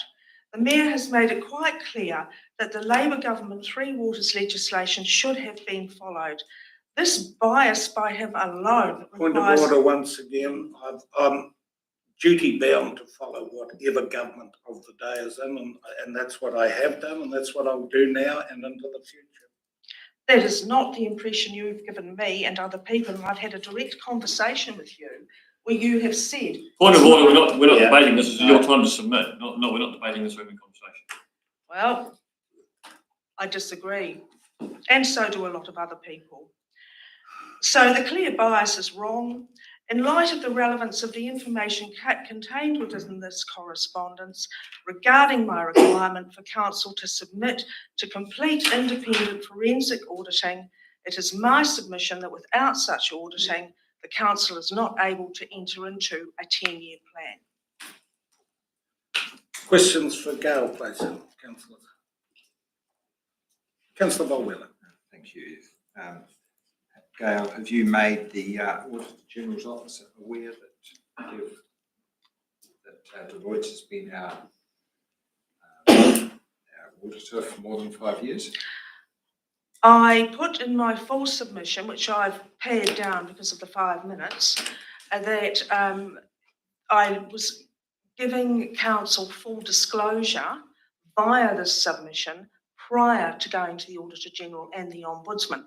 The full disclosure is now because I've spoken to the submission and all this information will be going up there. And yes, of course, it's in my submission that Deloitte has been the auditor for time immemorial, basically, yeah. So you haven't approached the Auditor General No, yet? because if you read the submission, I said I was going for full disclosure to the council first. That is the way things should be done. And another question, who should conduct this independent audit? The Auditor General's office. Councillor McAtamaney. Gail, can I please ask just what you're expecting of this audit? We know that when we present our audit to Deloitte, what they are doing is an examination of our previous year's account. And for the long-term plan, that is effectively when they audit it or review it, it is a review of our budget. So can you please explain to me just what you would expect from this forensic audit? I expect for us to break this practice of having a continuously revolving door arrangement of auditing the council, and the arrangement between Deloitte and the council is never ending. It's supposed to change every 5 years. That is the strong recommendation. Between you and Deloitte, this just goes on and on and on. We need to stop that practice, put somebody else in charge, which is the Auditor General, and just start again. Yes, okay, yeah. But I'm struggling to see what the difference would be. Someone else. I'm not surprised you're struggling, Simon, actually, because the conflict of interest to me is absolutely obvious. Me, it's obvious, but not to you. No, it's not. You have Deloitte coming in every year to audit with their accountants. Nothing changes. And the strong recommendation, which I did not make, this is a recommendation made by the law, is that you should change your auditors every 5 years. You don't do it. Yeah, but I'm saying, well, what would the difference be? Another Why don't firm you did it. ask the people who make the strong recommendation that should be done? Ask them why they made that recommendation. I think they had a reason for it. Just for clarity, through you, Your Worship, the Office of the Auditor General appoints Deloitte to be our auditor. And one of the requirements of that appointment is that the Deloitte practice managers change every few years so that you don't have the same practice manager, but we are not in charge of that. The Office of the Auditor General makes those decisions. I'm sorry, we don't have any influence. The Office of the Auditor General appoints their auditors. And for those councillors, you'll remember Heidi's predecessor, and Heidi's predecessor's predecessor. On this point, it will be answered when your submission comes back here, but I'm 100% confident that we are meeting all legal requirements. Absolutely. Any further questions, councillor? Practice managers still work for Deloitte. As I said, I think it's quite clearly answered, but it will be further covered in full transparency when you get your answer. It can't be any clearer than we don't appoint, the Auditor General does, and it is the individuals that are changed with Deloitte every 5 years. The confusion is not ours. Councillor The Grant. rest of the points I make point to the need for an independent audit. I just say, Your Worship, that from our perspective, Council would welcome the submitter's application to the Office of the Auditor General and the Ombudsman about that particular matter. Absolutely would welcome it. We're not hiding anything, and I would wait to see the response from those two officers. Councillor Grant. Yeah, thank you. Gail, you voiced concern that that there was going to be money spent on the Balclutha Library, and in the past, 1988 and 1993, there was money spent, which just had a quick count, 31 years. How long do you think a building should go without any maintenance? I didn't And- say and the I'm building not should sure go. what expertise you have in building and building maintenance, but I'm sure you do. Well, I do. I've just had a new roof put on my house. Now, of course, the building needs maintenance. It's a fair question. If there were major upgrades in 1988 and 1993, and now it needs a $500,000 roof, why is Do you that? not think that that cost is relative to the size of the building and the use of the building and why these things? No, I don't. I think it's outrageous. I think $500,000 for a roof on a small library is incredible. Just like $900,000 for a roof on the the community centre in West Otago is ridiculous. So you're an expert on roofing because you've. No, but I pay my own bills and I just paid for my own roof, so I do know a little bit about it. So if you. And I didn't ask anyone else to pay for it If you either. put your I might car add. in for a warrant, you would automatically have mechanical. There's a time, Bruce, I get it. Councillor Payne. Thank you, Your Worship. I was just going to ask, I was going to follow on before it went a bit unruly. You've seen the breakdown of that 500,000, have you, Gail? No, I haven't because you never provide it. Have you seen it?